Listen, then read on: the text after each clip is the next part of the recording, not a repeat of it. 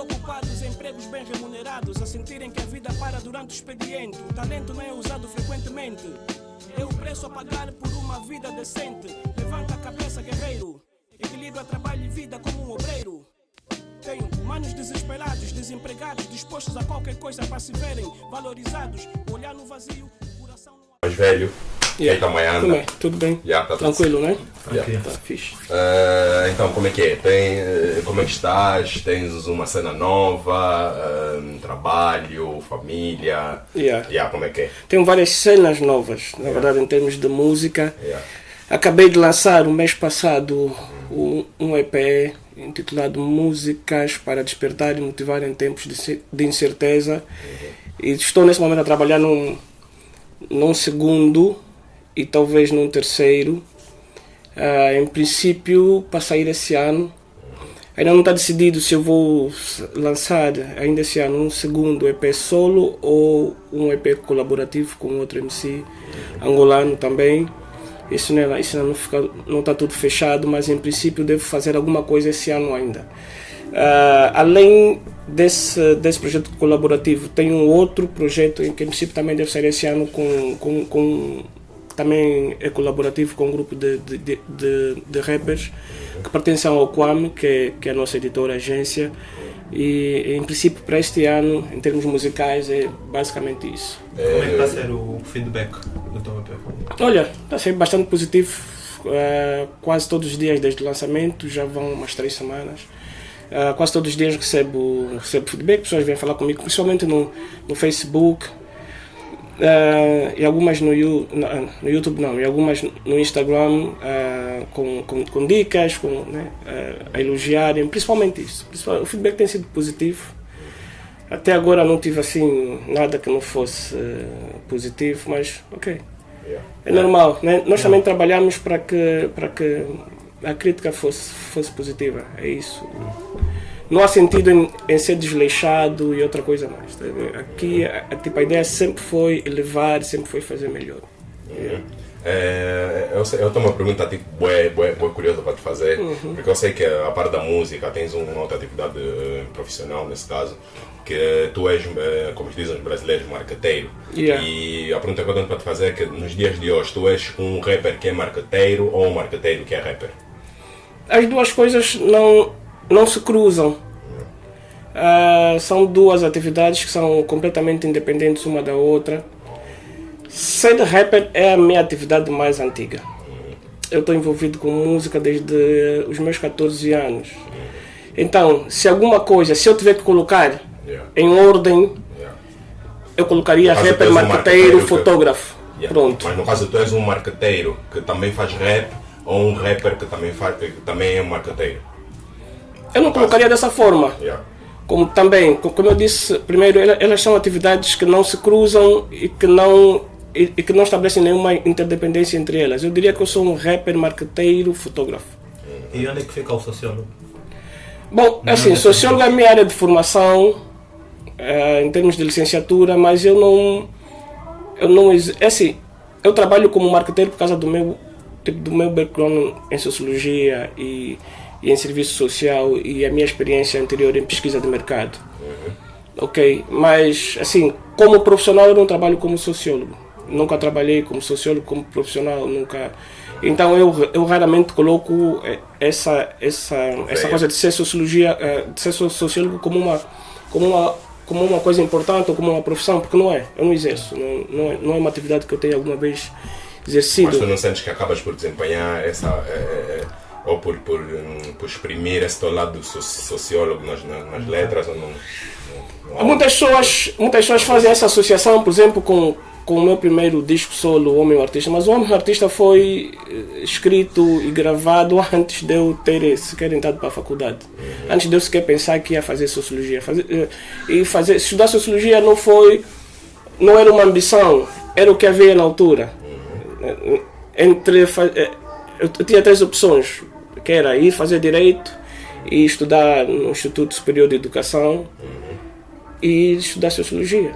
Eram as 3 únicas disciplinas que eu achava que na altura era capaz de fazer sentido para mim. Então, Não, as pessoas gostam, ok, tu escreves assim porque tu és sociólogo. Não, eu sempre escrevi assim. Se as pessoas forem olhar para o meu passado, dos anos 90, mesmo no início dos anos 2000, o meu artista foi gravado enquanto eu estava na faculdade, foi lançado enquanto eu estava na faculdade. Aliás, foi lançado no último ano que eu estava na faculdade, mas ele começou a ser composto em 2001.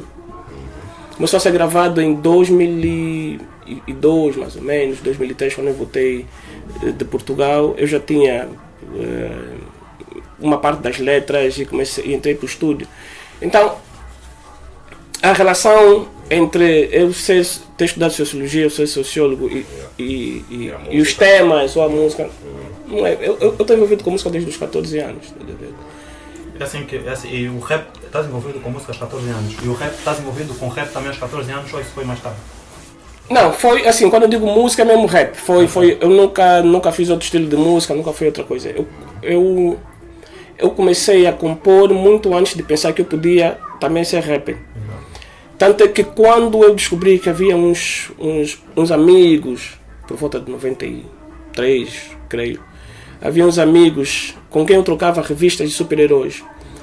E uma vez eu fui à casa deles para fazer essa troca, era uma coisa que nós fazíamos muito frequentemente. Eu fui à casa deles para trocar e eles estavam a ouvir o The Chronic, o álbum do Dr. Dre, The Chronic. E eu, assim, um bocadinho arrogantemente, porque até aquela altura eu achava que em Luanda havia umas 4 ou 5 pessoas que ouviam rap, e muito mais, eu era uma delas. E descobri que aqueles tipos com quem eu já me relacionava há um tempo e trocava revistas, também ouviam rap, eles nunca me tinham dito isso, porque eles também deviam estar naquela ilha deles e achar que eram dos poucos, estás a ver? E então eu estava espantado e eles disseram, não, nós não só ouvimos rap como nós fazemos rap. Eu sabia que havia rap, eu já conhecia o João, depois já não faz rap, mesmo desde essa altura. Tinha um grupo com o Father Matt, chamava-se TD by Nature. Era assim que chamava o grupo deles. Foi das primeiras coisas que eu vi da língua portuguesa feitas em Angola. Das primeiras coisas, TD by Nature. E eles, e esses meus amigos de infância, disseram, não, nós não ouvimos apenas, nós fazemos rap. Eu não conhecia, além do João, não conhecia ninguém assim, das minhas relações fazia rap. E eu entrei, eu disse a eles, mas eles estavam com aquela dificuldade, porque eles faziam rap, mas era uma coisa que não era tão estruturada. Mas eu já compunha rap. Eu não sabia que era necessário rimar, eu só escrevia umas cenas que eu achava que era certo. Eu achava que o rap era aquilo. Eu não entendia inglês, mas eu achava que o rap tinha alguma coisa, tinha a ver com alguma coisa séria e tudo mais. E então foi assim que eu entrei para o grupo. Eu tinha um caderno de letras e eu para muito timidamente mostrei a eles o que eu tinha, assim, com medo do julgamento deles, mas eles curtiram bem, pá, e foi isso, foi a minha entrada como rapper. Aí eu compunha música porque eu já gostava de rap, mas não estava envolvido diretamente com isso. Então foi assim que eu entrei. Nós sabemos que também fizeste parte do grupo Os Filhos da Leste. Qual é a tua relação com o grupo hoje? Assim, eu tenho uma relação com os membros do grupo. Eu não sei bem qual é a situação do grupo. Honestamente, eu acho que aquilo anda assim um bocadinho adormecido, na verdade.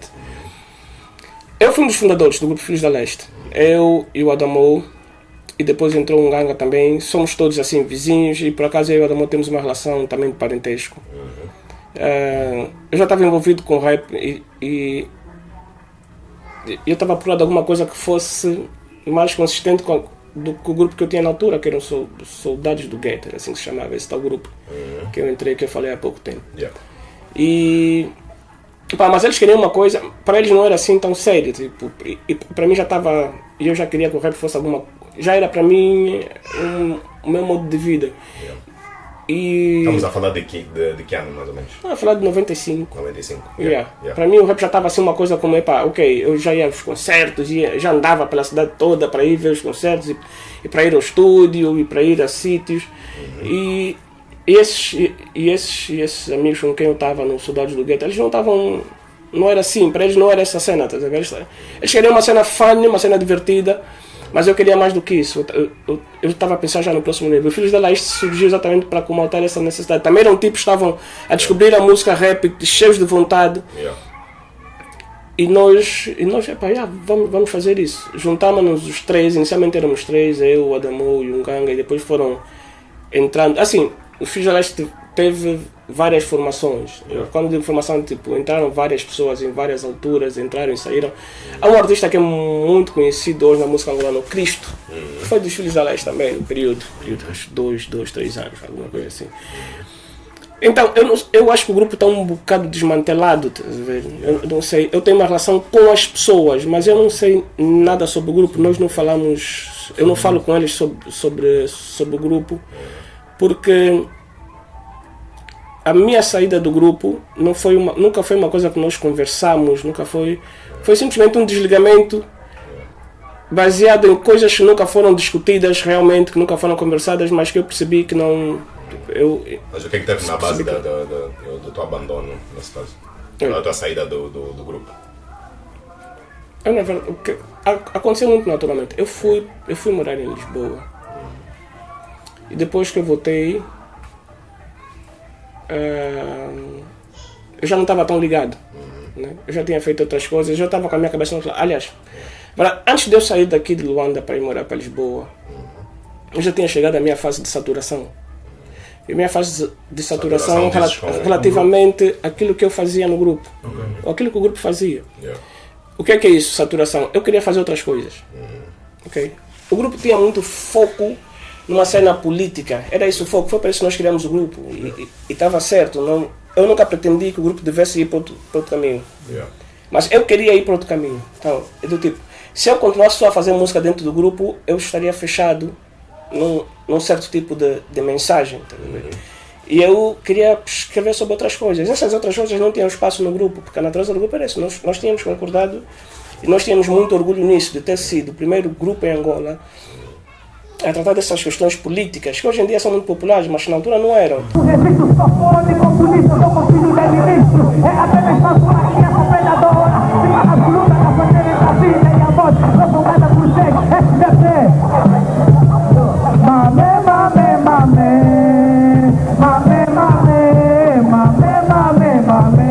Não havia muitos grupos a tratar sobre isso. Havia temas que falavam principalmente sobre a guerra. A guerra era um tema muito comum, mas nós falávamos mais do que isso, nós falávamos sobre corrupção, nós falávamos sobre a falta de liberdade individual, sobre a falta de liberdades cívicas. Tá vendo? O pessoal estava muito focado na guerra, porque a guerra era um tema muito forte. Aliás, e muitos grupos surgiram do momento em que houve os acordos de paz de 91, 92, houve as eleições de 92, e o fato de ter voltado à guerra, isso fez com que muitos grupos, dali dessa experiência, e porque no processo eleitoral de 92 surgiram, nós tivemos contato com muita música rap feita em português em Angola. Aliás, havia um candidato, Daniel Chipenda, que tinha a música da campanha eleitoral era um rap. Isso foi uma das coisas que mais impacto causou naquela altura, e muita gente começou a envolver-se ativamente com rap por causa disso. Então, esse período de 91 e 92 foi importante para que houvesse essa explosão de grupos e de pessoas envolvidas com rap. Eu, no final de 97 ou 98 mais basicamente, eu já estava com a cabeça no outro lado. Sabe? Eu já tinha vivido esses 4 ou 5 anos de rap, eu já tinha aprendido muito mais coisas, e eu estava interessado assim, porque havia coisas que eu queria dizer, que eu queria escrever e que não cabiam naquele espaço. Então, eu quando digo saturação é exatamente isso. Eu estava tipo numa fase, ok, eu já não estou satisfeito com isso. Isso é uma coisa que eu gosto, mas não é tudo que eu gosto, não é tudo que eu quero fazer. Eu queria ir para Lisboa, foi uma quebra boa, porque ali eu pude, assim, as condições para fazer música aqui em Luanda na década de 90 não eram fáceis. Eu não tinha dinheiro para começar a fazer música sozinho, era caro, era muito rudimentar, as pessoas só juntando dinheiro, e por isso é que havia grupos, e que os grupos eram enormes também. Não se fala nisso, mas uma das razões era financeira, que era muito caro fazer música, havia poucos estúdios, havia poucas condições técnicas na altura para fazer música. E eram poucos os rappers que estavam solo. Um dos poucos rappers que estava solo, que tinha realmente conseguido furar esse mambo, era o MCK, tá vendo? Que tinha surgido solo, pelo menos quando eu o conheci já estava solo. Eu sei que ele também tem a experiência do grupo, mas quando eu o conheci já estava solo. Era dos poucos rappers, e não mais novatos na altura, e que estava solo. Porque era assim, fazer música era muito caro, era muito rudimentar, era muito difícil. Então as pessoas se agregavam. também se agregavam porque acabavam por entrar sempre na companhia de outras pessoas. Yeah. Mas ter ido para Lisboa ajudou-me porque eu cheguei e conheci logo o condutor e ele tinha um estúdio em casa, tá a ver? Era uma coisa que aqui na altura não havia home studios, não havia disso. Havia o estúdio do Nyon, havia o estúdio do Mr. Paul, que nessa altura mais ou menos já não existia. Quando fui para Portugal já estava na África do Sul, estavam a surgir estúdios, alguns muito rudimentares ainda também, mas ok, quando fui para Portugal eu tive a oportunidade de começar a produzir coisas solo, que eu não tinha aqui em Angola naquela altura, não tinha como fazer eu tinha as minhas letras, algumas coisas, algumas ideias, eu sabia bem para que sentido que eu queria ir para uma coisa menos virada para o social e mais virada para dentro, mais virada para mim, tá vendo? Então, essa construção de quem eu sou hoje musicalmente começou nessa fase, no final dos anos 90, mais ou menos 98, 99, quando eu percebi que assim, aquilo que mais me atraía naquele momento em termos do que eu queria falar não era o que eu estava a fazer com os Filhos da Leste, era algo que ainda não tinha surgido, não havia muito aqui. E então... Quando eu regresso, é assim, o Filhos da Leste era um grupo de um bairro. E eu, quando eu voltei, eu não fui mais morar para a casa da minha mãe, portanto eu fiquei longe. Tínhamos contatos muito esparsos e a pessoa com quem eu mais me relacionei nesse meu regresso foi o MC Capa, ao invés de ser o pessoal dos Filhos da Leste. Mas a pessoa dos Filhos da Leste com quem eu mais me relacionava na altura era o Nayob, o Ima Nayob, e nós tivemos um problema, que não tem nada a ver com música, mas o problema depois passou para a música, pelo menos por ele, né?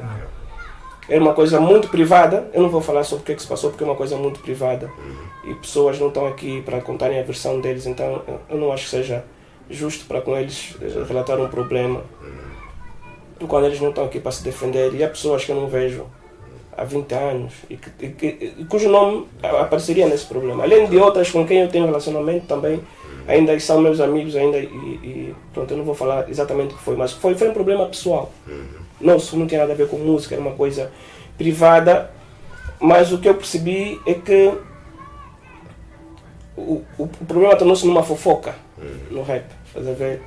E eu nessas conversas eu saí como vilão. Era um tipo que estava a tentar ajudar um amigo, eu era a pessoa que estava a tentar ajudar um amigo e eu acabei como vilão da história. E o que... Isso também contribuiu para o teu afastamento, tipo... Contribuiu para o meu afastamento por quê? Porque ficou decidido que o Nayob não estava mais no grupo, ok? Por causa de algumas coisas que ele tinha dito na altura e que eram graves, não estava mais no grupo. E o meu espanto foi o que aconteceu, que de repente eu comecei a ver o Nayob envolvido novamente com o grupo. Eu disse, ok, se eles decidiram readmiti-lo no grupo e não me consultaram, é porque a minha opinião não importa. Se a minha opinião não importa, tipo, o que é que eu vou estar a fazer aí? Eu não estou a fazer nada aí. Eu naquela altura já estava assim, espiritualmente no outro lado, estás a ver? Espiritualmente e fisicamente no outro lado. Nós já não éramos aqueles amigos de estar toda hora juntos e tudo mais. Já não havia essa ligação. Essa ligação já tinha se perdido com o tempo. É normal, é natural, né? A vida nos empurra para direções diferentes muitas vezes. E o que basicamente acontecia com o grupo. Aparentemente o grupo existe, porque de vez em quando eu ouço falar, mas assim, geograficamente está disperso. O Adamo vive há anos no Lubango. O Cristo foi para o Semba. O Cristo foi para o Semba. Eu sei que o Nganga está para aí, mas acho que ele anda também um bocadinho perdido. Acho que não está envolvido com música há algum tempo. Não sei do Nayob. Há muitos anos que eu não ouço falar em termos musicais dele. Então, eu acho que o grupo existe mais por uma questão de orgulho. Respeito, mais do que exatamente por estar no ativo e a fazer coisas, estás a ver?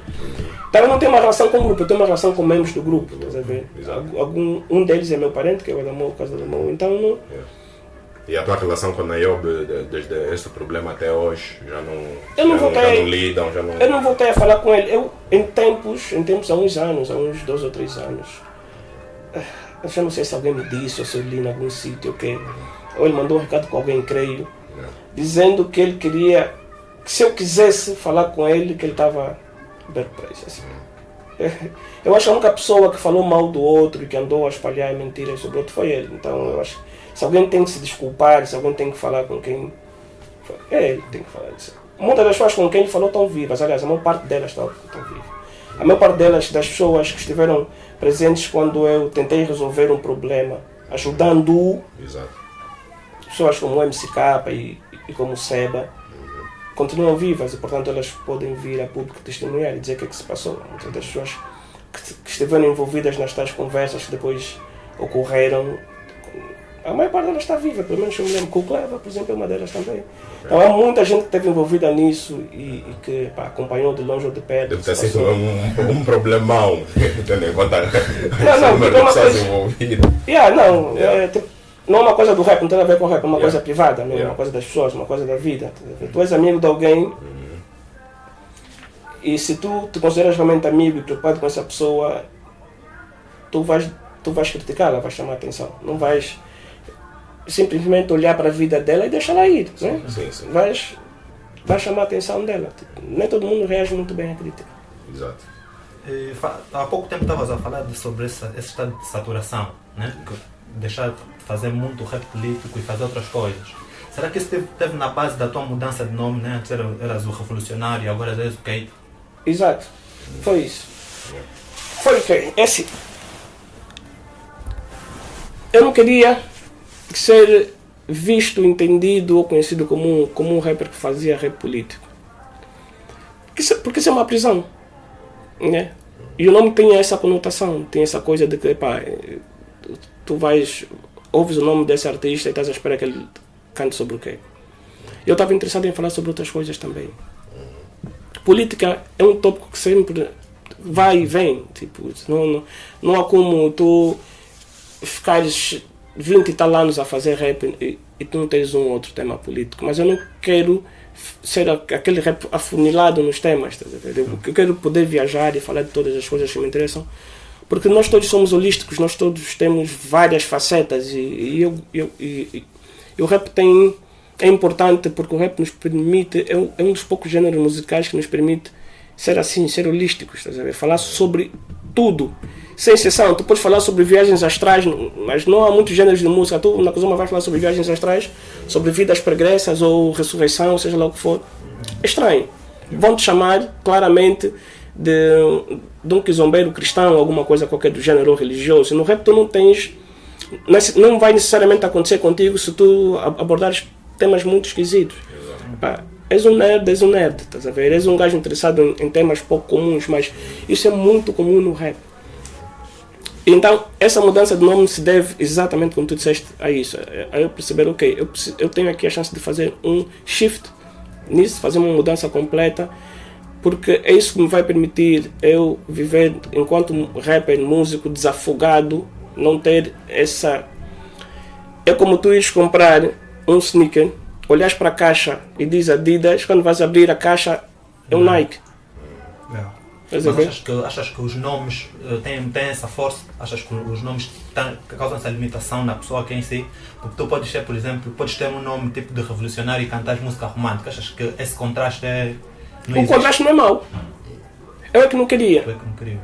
Não, eu não queria que o nome sugerisse alguma coisa, um caminho qualquer. Estás a ver? É isso que eu não queria. Não é...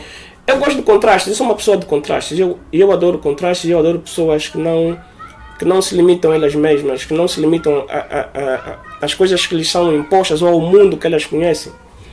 E que são capazes de te chocar, e isso é importante. Estás a ver? Porque pessoas que tu conheces, consegues decifrar nos primeiros 10 ou 30 minutos, não são pessoas pelas quais eu me sinto atraído, estás a ver? Não, eu concordo contigo, eu acho que sim, acho que é um caminho que era possível. Aí depois tens que pensar na maturidade do nosso público.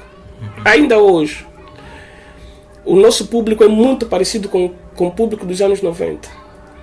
Em que aspecto tu referes? Maturidade. Em entender as coisas, é abraçar as coisas, é não ser radical, é não usar palas. Estás a ver como os cavalos que correm, os cavalos de corrida, em que só conseguir ver as coisas muito estreitas. O nosso público tem esse problema. Como é que tu achas que se muda? Vou dar um exemplo muito simples. Algumas pessoas no Facebook fizeram piada com o título do meu EP. É muito longo. Há um tipo que é um rapper, escreveu qualquer coisa como daqui a pouco vamos ter de usar dicionário, alguma coisa assim. Fez uma piada sobre, para nós podermos ler os títulos. São essas mesmas pessoas que falam de mudança, que falam de precisamos de mudança, precisamos de ter variedade, fugir padrão, fugir padrões. Mas são essas mesmas pessoas que quando estão diante da mudança ou do diferente, se opõem ao diferente. Estás a ver? Essa é exatamente a mesma mentalidade de sempre. É o público pensar que se tu fazes, ou tu fizeste há 2 anos uma cena, tu tens de continuar perpetuamente a fazer exatamente da mesma forma. Do ponto de vista do fã, do ouvinte, isso é muito confortável. Eu, se hoje sou um artista novo, lançou um disco e eu amei, vou dar um exemplo. O Kendrick Lamar, eu comecei a dar atenção a ele, não foi no Good Kid, Mad City, não foi. Foi no Tupimpa Butterfly. E quando ele lança agora esse último álbum, o demo, aquilo é uma mudança completa. Para mim, que estava à espera que ele fosse fazer algo naquela onda, é um choque. Mas tu tens rapidamente a entender, ele está noutra. No momento em que eu vi aquele disco passado, eu já não estava ali. Musicalmente eu já tinha passado daquilo, porque um disco leva 2 anos a fazer, mais ou menos. Imagina, quando o disco sai para fora e quando o fã ouve, o artista já está noutro mood qualquer. E é normal que isso aconteça. O nosso público tem dificuldade em aceitar isso. E era exatamente o que eu estava a perguntar. Como é que se muda isto? Como é que tem que se trabalhar para o público passar até uma outra forma de agir? Com isso estamos aqui a fazer agora. Eu falo sobre essas coisas. Eu não conheço muitos rappers que falem sobre isso. Sabe por quê? Porque os rappers têm medo do público. Ok? Há claramente um medo de desagradar o público. E há episódios, principalmente no Facebook, que para mim comprovam isso. Podes exemplificar? Eu vou dar assim. Como é que se muda isso? Para mim é falando sobre o assunto. E eu falo sobre o assunto em música também. Se vocês devem ter ouvido um verso que eu escrevi no último álbum do CFK, eu abordo esse assunto. Porque eu acho que se as pessoas não falam sobre o assunto, é como se ele não existisse. E ninguém para refletir, e ninguém tem essa discussão, então ninguém aprende. É uma das coisas que temos de fazer. Outra das coisas que é importante é que haja essa diversidade. Só havendo essa diversidade é que as pessoas entendem que a diversidade é algo positivo, não é algo para negar. Okay? Outra coisa é assim, os rappers não são responsáveis pelo movimento todo. Os rappers não são uns responsáveis pelos outros. As pessoas têm muito costume de dizer, vocês têm de vir salvar o rap, alguma coisa do gênero. Não, o rap não é propriedade de ninguém. Não há uma instituição que dá uma acreditação, um diploma, dizer, olha, tu estás preparado para ser rapper e o rap é isso, tu só podes fazer essa cena. Não existe essa instituição, isso não existe nem nos Estados Unidos da América. Okay? As pessoas entram para o rap porque querem. Porque é arte, é uma música. E as pessoas estão à vontade, porque há essa liberdade, e é isso que nós... E é por isso que nós nos batemos o tempo todo.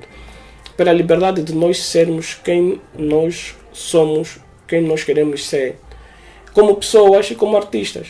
Então, eu não vou dizer que o MOB ou MOB ou TRX não deve existir. Que responsabilidade tenho eu sobre eles? Sobre o processo que os levou a fazer música? Nenhuma. Eu descobri-os agora. Sei que eles existem agora. Eu não conheço a música deles. Eu não ouço. E a minha atitude não é porque eu não gosto de alguma coisa na música que eu vou necessariamente combater. É inútil. Isso é como lutar contra moinhos de vento. Eu acho que a diversidade é uma coisa importante. Não é má. Existe MOB e TRX, porque é um público para aquilo. Existe Keita Mayanda. Eu acho que há espaço para todo mundo existir. E o ouvinte pode gostar dos dois. Exato. E navegar nos dois mundos e estar à vontade. Mais importante do que se um deve existir ou se devem coexistir é a qualidade da música. E é isso que não se fala. Então, para mim, educar público é falar sobre o assunto. Vou dar um exemplo. Há uns anos, eu usei a palavra estúpido para qualificar o comportamento de algumas pessoas no Facebook, fãs. E uma data de pessoas foram contra o que eu disse. E algumas vieram falar comigo no Facebook. Mas não deves usar a palavra estúpido. É muito ofensivo. Pensa só, essas pessoas querem que eu use a palavra estúpido, corrupto, mau, mau governante se eu for falar do MPLA ou de um partido político ou da governação em geral. Mas assim, eu tenho que ser agressivo quando eu falo do regime, do sistema, mas eu tenho de ser soft quando eu falo com o meu público. É como se estivesse a ser falso. Não, é como se eu tivesse a ser um brinquedo. Do teu público. Ok, do meu público. Eu posso ser honesto, completamente honesto, quando eu falo contra o governo, ou sobre o governo, ou sobre um governante, ou sobre político, ou seja o que for. Mas quando eu falo com o público, não. O público é aquilo que me faz artista. É essa crença que existe aqui. Que eu existo como artista porque existe um público. O que também é falso. Eu dei uma entrevista semana passada no Eclético FM, eu falei sobre isso com o Clever e ele concordou comigo e deu também a opinião dele a respeito. É falso. Essa é uma crença falsa. E muitos artistas têm medo, porque alguns deles são artistas que vêm falar comigo. Disseram que eu não devia usar essa palavra como... É estúpido, meu. Ou a palavra deixou de existir, porque não há estupidez mais no mundo, não se pode usar. Eu não chamei nomes à pessoa ofensivos, eu disse o que ele tinha dito era estúpido. Exato. Porque há muita estupidez. Não é porque as pessoas emitem uma opinião, que a opinião deles tem valor, é assente em alguma coisa. Às vezes não é. E as pessoas querem ser ouvidas, eu acho que as pessoas têm direito a ser ouvidas, mas as pessoas têm que pensar nas consequências de se dizer aquilo que se quer dizer. As consequências não são exatamente de cercear a tua liberdade de dizer.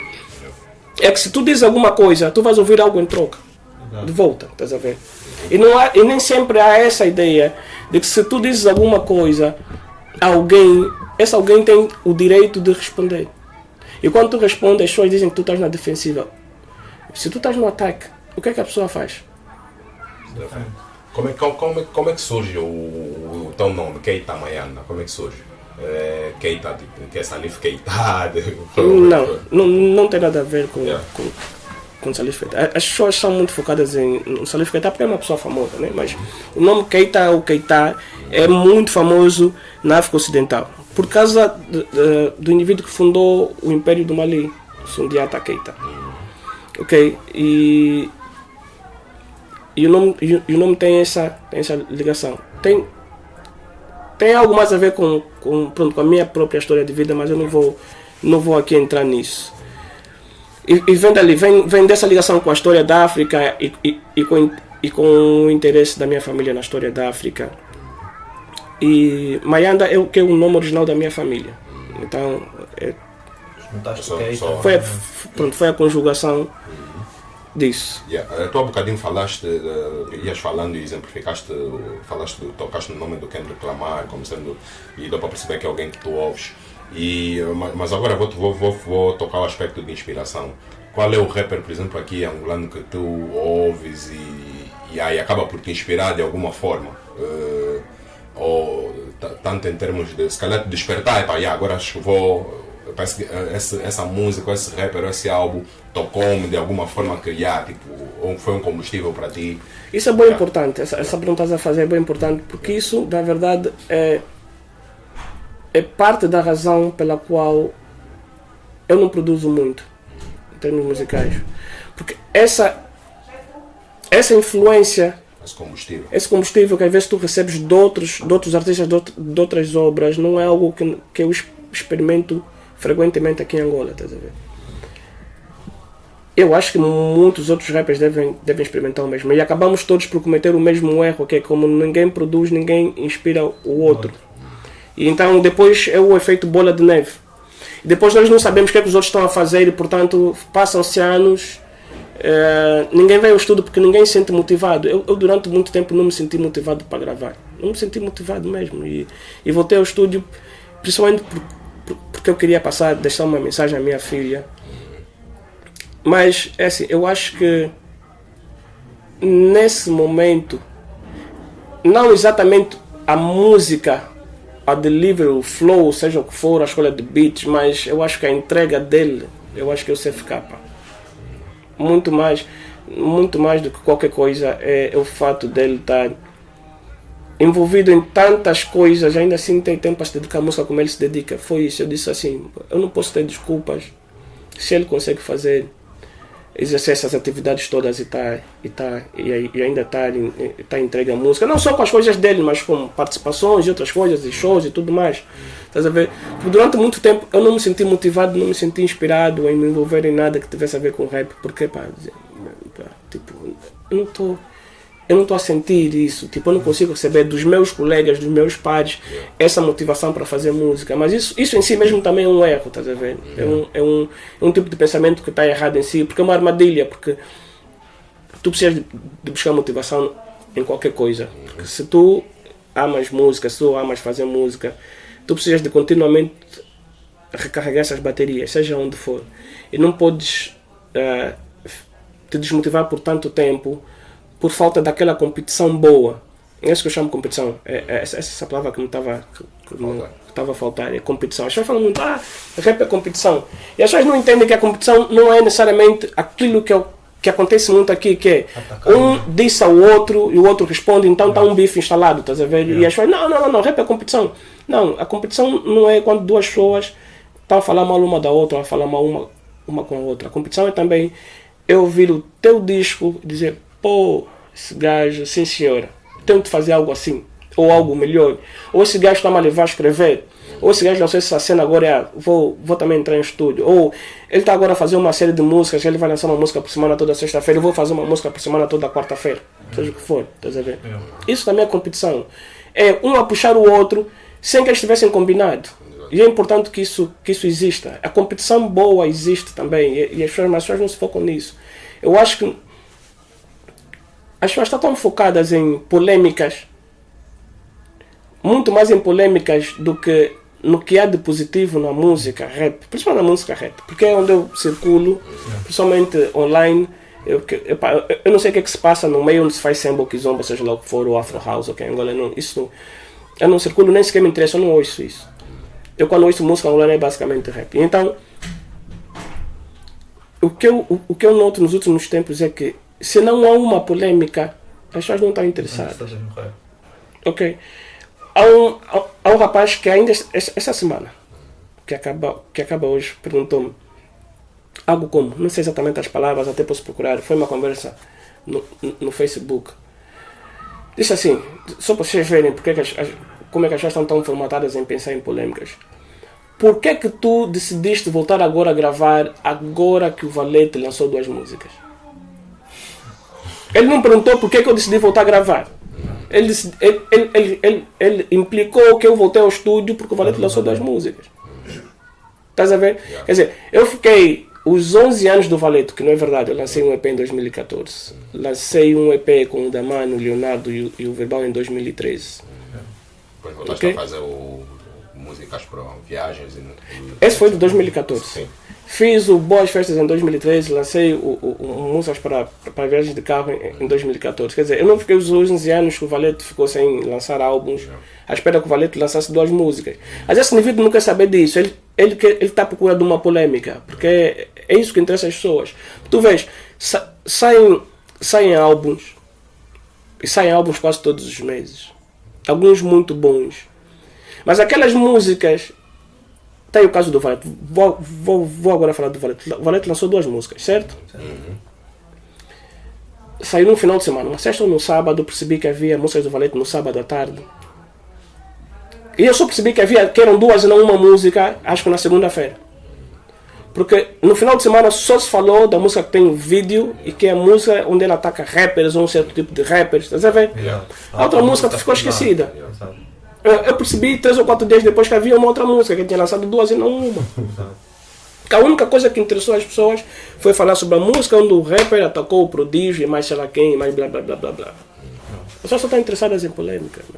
Há pouco deste aqui um exemplo sobre... Falaste sobre CFK, né, que faz muitas coisas, ainda tem espaço para a música.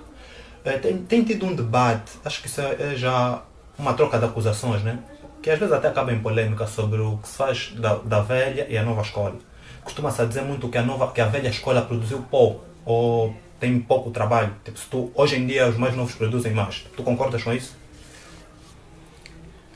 É assim, dizer isso é simplista.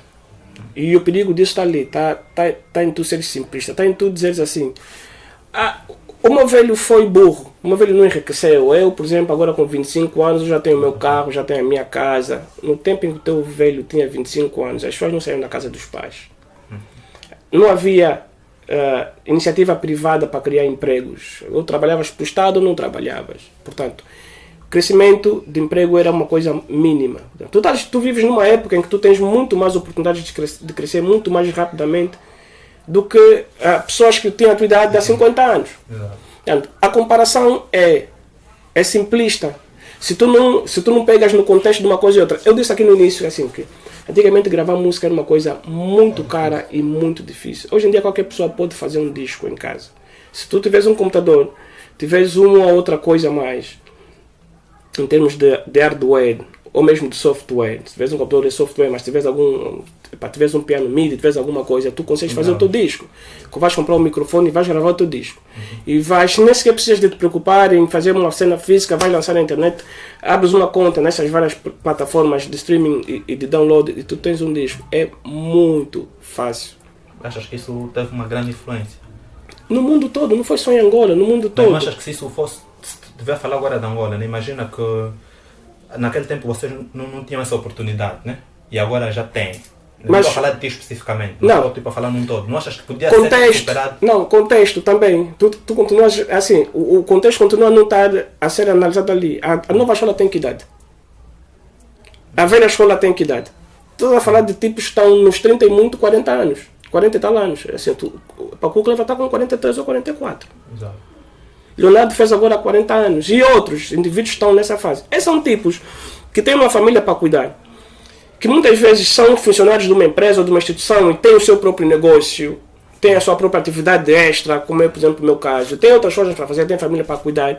Eles não são os miúdos que estão na casa do pai, que só estudam, portanto, se estudam de manhã até a tarde inteira para fazer música e à noite, não têm responsabilidades, não têm grandes responsabilidades. Não estou a dizer todos, mas a maior parte deles não tem.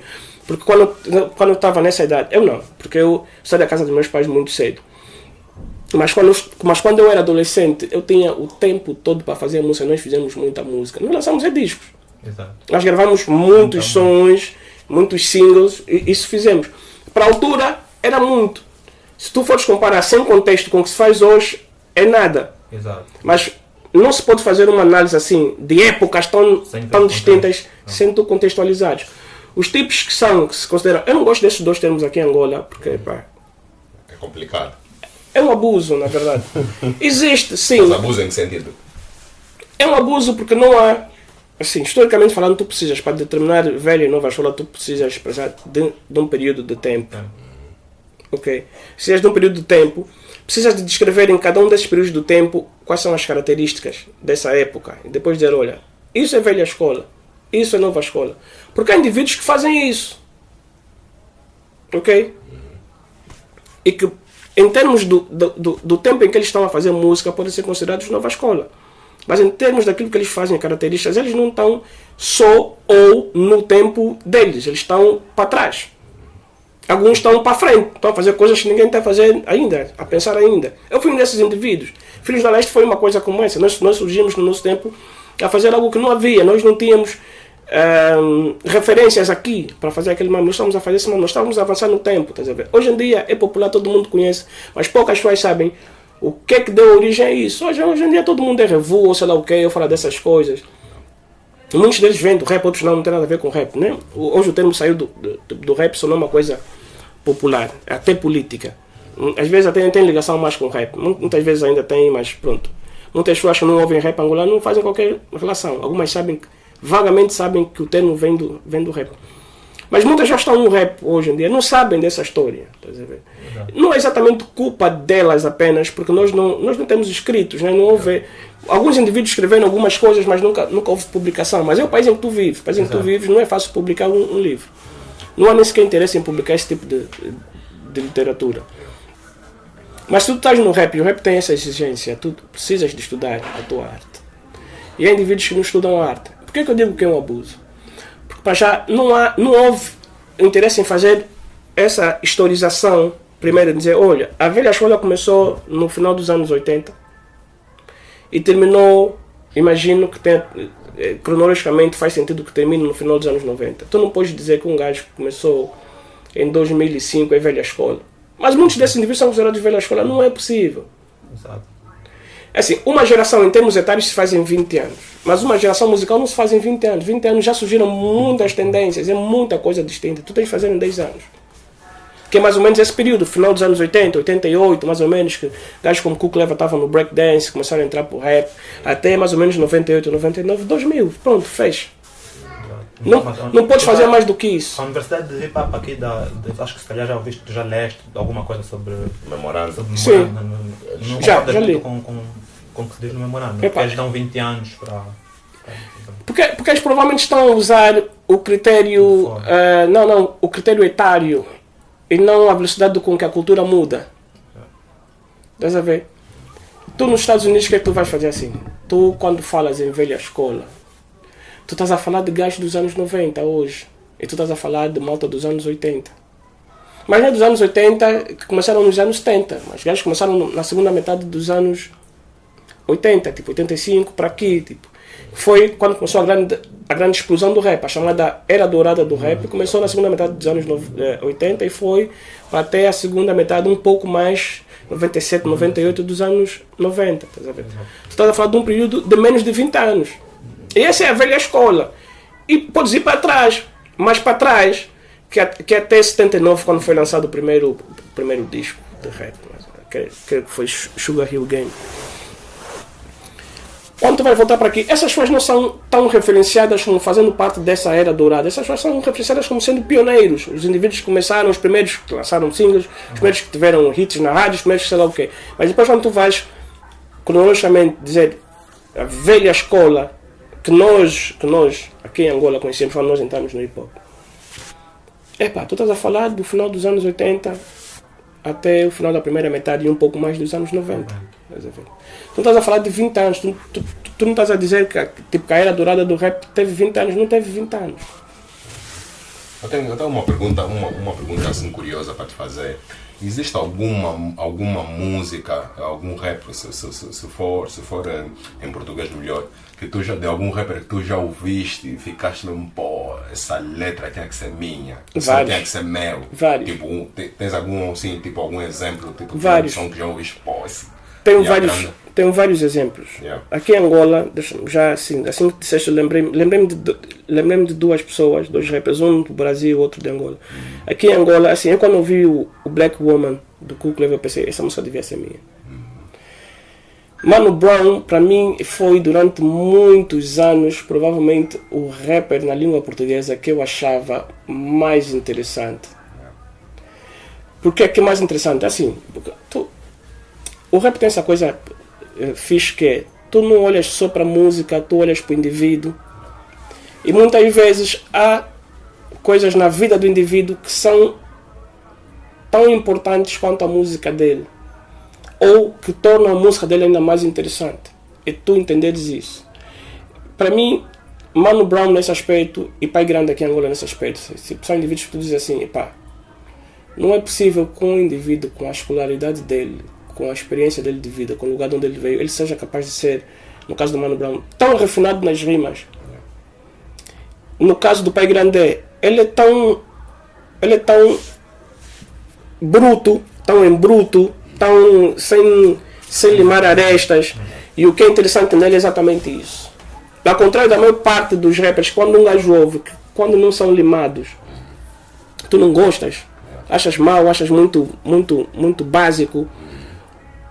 O Pai Grande, eu acho que o que está em favor dele é exatamente isso. Eu vou dar um exemplo. Ele tem um som que ele a dizer assim, tipo, naquele jeito dele, tipo de gozo, que as pessoas gastavam muito dinheiro a comprar beats, e que ele era capaz de gravar um som num beat feito no telemóvel podre dele.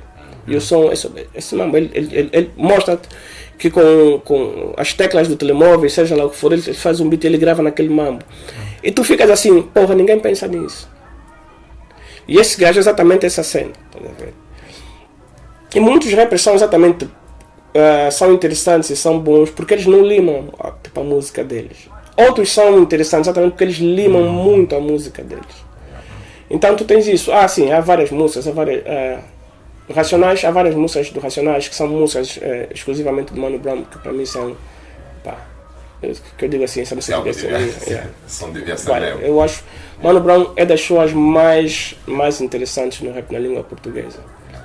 Algum momento, não, eu vou te colocar a pergunta de uma outra forma. No teu ponto de vista, muitos rappers rimam o que eles são ou rimam o que eles gostavam também de ser? Tu muitas das vezes te sentiste numa condição de que, pô, essa cena que eu estou a rimar também serve para mim. Tipo, eu também devia ser isso que eu estou a rimar. É difícil responder essa tua pergunta. É difícil responder porque eu precisaria de ter essa conversa com todos, né? Para saber exatamente isso. Alguns que eu conheço, ou que eu não conheço tão bem, mas tenho uma impressão deles, eu diria, há de tudo no rap, né? Há pessoas que são honestas, há pessoas que são aquilo que em inglês chama posers. São indivíduos que estão ali para pertencerem a um grupo. E quando eles percebem qual é o esquema do grupo, eles se comportam como aquilo que eles acham que o grupo espera deles, né? É do tipo, ok, se hoje em dia, e já houve um período em que o importante era gritar revolução, então eu vou cantar esse mambo. Porque o que a época, o momento, o público, seja lá o que for, quer. Por mais que não estejas a sentir.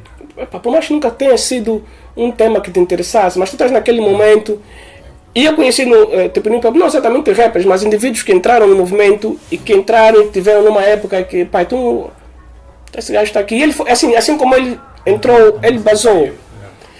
Com os rappers existem vários rappers que são assim. Então, por influência de um amigo, que é o gajo que o levou pro meio, ou porque foram os primeiros gajos que ele ouviu na língua portuguesa, por alguma razão. Há indivíduos que não são aquilo que eles cantam.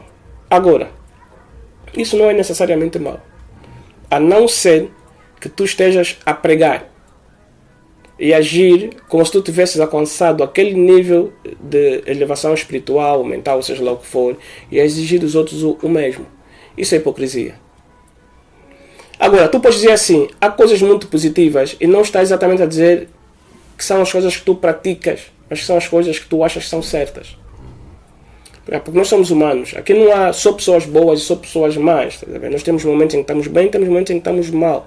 Temos momentos em que agimos positivamente e outros não agimos tão bem. Tipo, tem momentos em que todos nós temos na nossa vida vários momentos dos quais nós nos envergonhamos. Isso é assim também na música. Dizer que muitas músicas também são para ti mesmo. Também. Muitas músicas também servem para mim, às vezes. Isso depende, assim, há gajos que são pessoais quando escrevem, outros não são pessoais, outros que, eles têm, as letras são sempre uma coisa muito impessoal, nunca é na primeira pessoa, sempre é como alguém a avisar alguma coisa ou a relatar, é como se eu fosse um transeunte na rua a ver uma cena qualquer e eu estou a descrever aquilo sem estar envolvido. Exato. 2 carros passam na rua, um trava de repente e o outro bate na traseira do primeiro carro, estás a ver? O outro, não, ele vai descrever, mas eu estou numa rua e o que eu vejo é que um carro vai muito colado ao outro e vai bater, vai chocar, sei lá o que, e a pessoa da frente está magoada. Há 2 formas de relatar as coisas. Há um que é muito impessoal, que é um relato simples, a outra que é mais na primeira pessoa. Está dentro do carro, nesse caso. O que aconteceu, por exemplo, uma das mudanças que eu queria muito claramente, quando eu estava no Filhos da Leste, era exatamente essa. Era sair de um discurso indireto ou não pessoal para um discurso pessoal. Porque eu sou uma pessoa de conflitos internos, estás a ver? E nessa fase da minha vida eu estava a descobrir algumas coisas a meu respeito. E eu achava que para mim era mais interessante começar a falar sobre isso do que falar sobre outras coisas. Não que as outras coisas não fossem importantes para todo mundo, mas para mim, para aquilo que eu queria fazer com a música, importava muito mais falar sobre os meus sentimentos, os meus pensamentos, a respeito de tudo, e às vezes até de mim, do que falar, por exemplo, sobre a situação do mundo ou do país de uma maneira muito impessoal. Desculpa te cortar, estou a fazer uma pergunta aqui que veio agora. Como é que foi, em que momento é que tu deste conta de que agora já sou o Keita, tipo, em termos de aceitação, tipo, foi num show que tu viste, tipo, mandei algumas, cantei um som e a casa caiu, tipo, entre aspas, naquele momento é que desse teu percurso é que tu sentiste que, tipo, agora mesmo já, tipo, estou grande e a minha base não está fixe. Eu não sei se houve esse momento. Não sei se houve esse momento, honestamente, não. Foi na venda do teu álbum? Honestamente, eu não sei. Eu sou um bocado desligado. E quando digo sou um bocado desligado, assim, eu sou um bocado desligado da influência que as outras pessoas podem ter em mim, na minha maneira de estar, nas minhas aspirações, ou seja lá o que for. Eu sou desligado nesse aspecto, muito, muito desligado. Assim, muitas pessoas me dizem que eu devia estar mais ligado nisso, mas eu não consigo. Porque para mim a música continua sendo ainda mais do que uma coisa que eu coloco para as outras pessoas, é uma coisa que eu coloco para mim. Então eu não estou tão focado nos efeitos ou no feedback. Eu não sei, mas não sei responder a tua pergunta. Eu não sei em que momento é que isso aconteceu. Eu acho que foi muito processual. Não houve assim um boom. Tu tens noção do que eu estou se calhar houve um boom, mas eu não percebi porque eu não estava atento. Não, eu tenho. Eu não sou uma pessoa distraída, sou uma pessoa desligada do efeito que outras pessoas, mas eu sei quem eu sou. Eu sei qual é o efeito que a minha música tem ou pode ter nas pessoas, estás a ver? Eu sei que eu fiz um clássico, porque eu fiz... olha, falando nessa cena, tem uma palavra que é polêmica aqui, né, que dá discussão. O que é um clássico? Ontem, e por acaso estava a ter uma conversa num grupo do WhatsApp, os grupos do WhatsApp, né? Estava a ter uma conversa num grupo do WhatsApp que tem rappers. Por causa de um post do Hostil sobre se o Cool Clever podia ser considerado uma lenda ou não. Então tem essa discussão sobre o que é lenda. E todo mundo que foi lá dizer que não concordava era porque ele só tinha um disco. Mas as lendas no hip hop ou na música são baseadas na quantidade de discos. Por que uma pessoa, um ser, se torna uma lenda? Independentemente do meio. Por causa daquilo que a pessoa fez. Exato. Ou faz. E na música, tu não fazes só música. Não vai só para o estúdio gravar. Não. E no caso do Cool Clever é exatamente isso. Só o fato dele ser pioneiro. Epá, ele é da geração dele só existem 2 gajos no ativo, ele e o Mark. Tu não vais considerar um indivíduo que começa uma lenda, que está aos 40 e tal anos a fazer música, continua no ativo, que faz rádio há anos e todas voltadas para o público do hip hop, que fez eventos durante anos. Quantos indivíduos tu podes dizer em Angola que tem o perfil dele? Epá, não são 10 indivíduos. Não vais considerar esse gajo uma lenda. Quando te vão perguntar quem são os gajos mais importantes do rap angolano, o nome dele não surge. Numa lista de 10, numa lista de 5, surge. Então esse indivíduo não é uma lenda. Tu estás focado na quantidade de discos que ele lançou. Porque existem, se calhar, artistas que já tiraram 15 discos e não são lendas. Exato. Então isso é muito relativo. Porque os discos não são bons, porque os discos não impactaram. Não tem um impacto. O disco não fez um shift no momento. O disco não fez pessoas aprenderem coisas. Há bode de rappers aí que tem bode de mixtapes que ninguém ouviu. Sério, que ninguém ouviu, não fazem impacto, não fazem diferença. Eles são só mais um a fazer uma coisa que outros gajos fazem. Eles não são indivíduos, não se distinguem dos outros. Assim, o que te vai fazer marcares as pessoas como artista é tu seres um indivíduo, é tu seres original. E ser original não é inventar o mambo do nada, não é necessariamente isso. Há qualquer coisa em ti que as pessoas não encontram no outro gajo. As pessoas não te confundem com outro gajo. E depois de algum tempo de tu estares ali a fazer música, as pessoas sabem que és tu. Isso mais do que a quantidade de músicas que tu lanças vai te fazer uma lenda, porque as pessoas vão te reconhecer, seja onde for. É lenda porque as pessoas reconhecem, as pessoas sabem quem é. Não é porque lançou 15 discos, o Kendrick Lamar está a reclamar o posto do maior rapper do mundo de todos os tempos e tem 3 discos. Ok, e há indivíduos que estão no mercado como Snoop Dogg. Dizendo que está no 15º ou no 14º. Estás a ver? O Kendrick merece menos do que ele? Não. O impacto que ele está a causar com a música dele, com outras coisas que ele faz, mas principalmente com a música, e o fato de ele estar a influenciar muito dentro e fora da música, dá-lhe esse direito. É ele reclamar esse posto. Estás a ver? Agora vamos entrar no teu EP e tem aqui uma frase tua que diz: prefiro o silêncio de responder a surdos de pensamento do que gente que segue ideologias sem a conhecer a 100%. Será que isso tem a ver com o fato de sofreres muita pressão na fase dos 15 mais 2, em que tinha um amigo ou ex-amigo teu envolvido nesse problema e tu sentiste, de alguma forma injustiçado ou pressionado e fez com que causasse esse desabafo? pode ser usado para essa fase, mas não só. Não foi escrito a pensar exatamente nisso. Aliás, não foi escrito a pensar exatamente nisso, mas serve. Prefiro o silêncio a responder a surdos de pensamento, gente que segue ideologias sem as conhecer a 100%. Isso assim, essa segunda parte do verso não tem relação com aquela fase de 2015, quando os 15 mais 2 estavam presos e as pessoas iam falar no Facebook a querer que eu me pronunciasse. As pessoas, assim, há uma coisa. Essas pessoas no Facebook parecem que a vida só existe no Facebook. Se você não emitiu uma opinião no Facebook é porque você não tem opinião, ou porque você não concorda, ou porque você tem medo, ou alguma coisa do gênero. Como se a vida começasse e terminasse no Facebook. A opinião das pessoas só expressa no Facebook. As pessoas dizem, ele tem um amigo. E boa parte das pessoas que exprimiram, que falaram sobre isso, algumas eu considerava amigas naquela altura, como por exemplo o DJ Pelé, que é um indivíduo que nessa fase nunca me veio perguntar nada, mas que foi capaz de fazer um post no Facebook. Parece que depois apagou quando algumas pessoas foram ter com elas. Eu não fui, mas algumas pessoas foram ter com elas, questionando. Estava a dizer, e o Pelé sabia que eu e o Luat não tínhamos uma relação há anos. Algumas pessoas também acham que a saída dele do Conjunto Ngoé tem a ver com aquilo. Não, o Luat saiu do Conjunto Ngoé antes que ele se envolver nesse movimento, que começou em 2015, em 2011, desculpa, em março de 2011, né? Daí o nome original do grupo deles, né?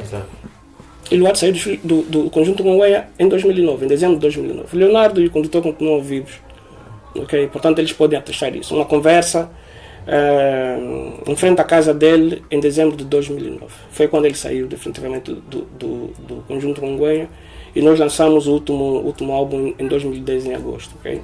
E se as pessoas notaram, a participação do Luat naquele disco foi muito reduzida. Muito reduzida. E foi muito reduzida.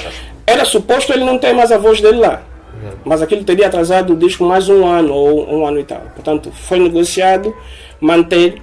Tivemos que retirar a voz dele de muitas das músicas e convidar pessoas. Nós escrevemos versos em músicas que nós não estávamos. Além disso, ele fez 3 ou 4 coisas que ditaram o fato de nós hoje não termos qualquer relacionamento. Além de uma entrevista que ele deu mais recentemente, foi em 2014, a falar do fato de eu não lhe apoiar. Eu nunca assisti a entrevista, mas aliás, eu nem sequer sabia que havia essa entrevista até há um ano. Quando alguém me questionou no Facebook sobre isso. E isso tem relação com essa coisa dos 15 mais 2. O Luat fez várias coisas com o grupo que são desleais, que foram desleais. Ok? Como enviar e-mails nossos, conversas nossas do grupo, nós tomávamos sempre todas as decisões de forma colegial para pessoas de fora, para depois nos pressionarem. Como ter pegado no disco do grupo 2 dias depois de ele ter saído e ter colocado na net para as pessoas baixarem de borla. Como ter feito uma review do disco negativa. Era uma coisa que ele tinha participado. O disco não tinha mudado dele ter participado. Então, vê, tu estás num grupo. Tu estás a fazer um disco com esse grupo. E está tudo ok. Mas a partir do momento em que tu sais do grupo, o que tu vais escrever sobre o trabalho em que tu participaste é mau. Tu pegas naquilo que as pessoas, e ele sabe qual foi o esforço que nós fizemos, o que é que nós fizemos para gravar aquele disco, não de nós tem dinheiro para despender em música, como foi porque aquilo fazer um disco é caro, né?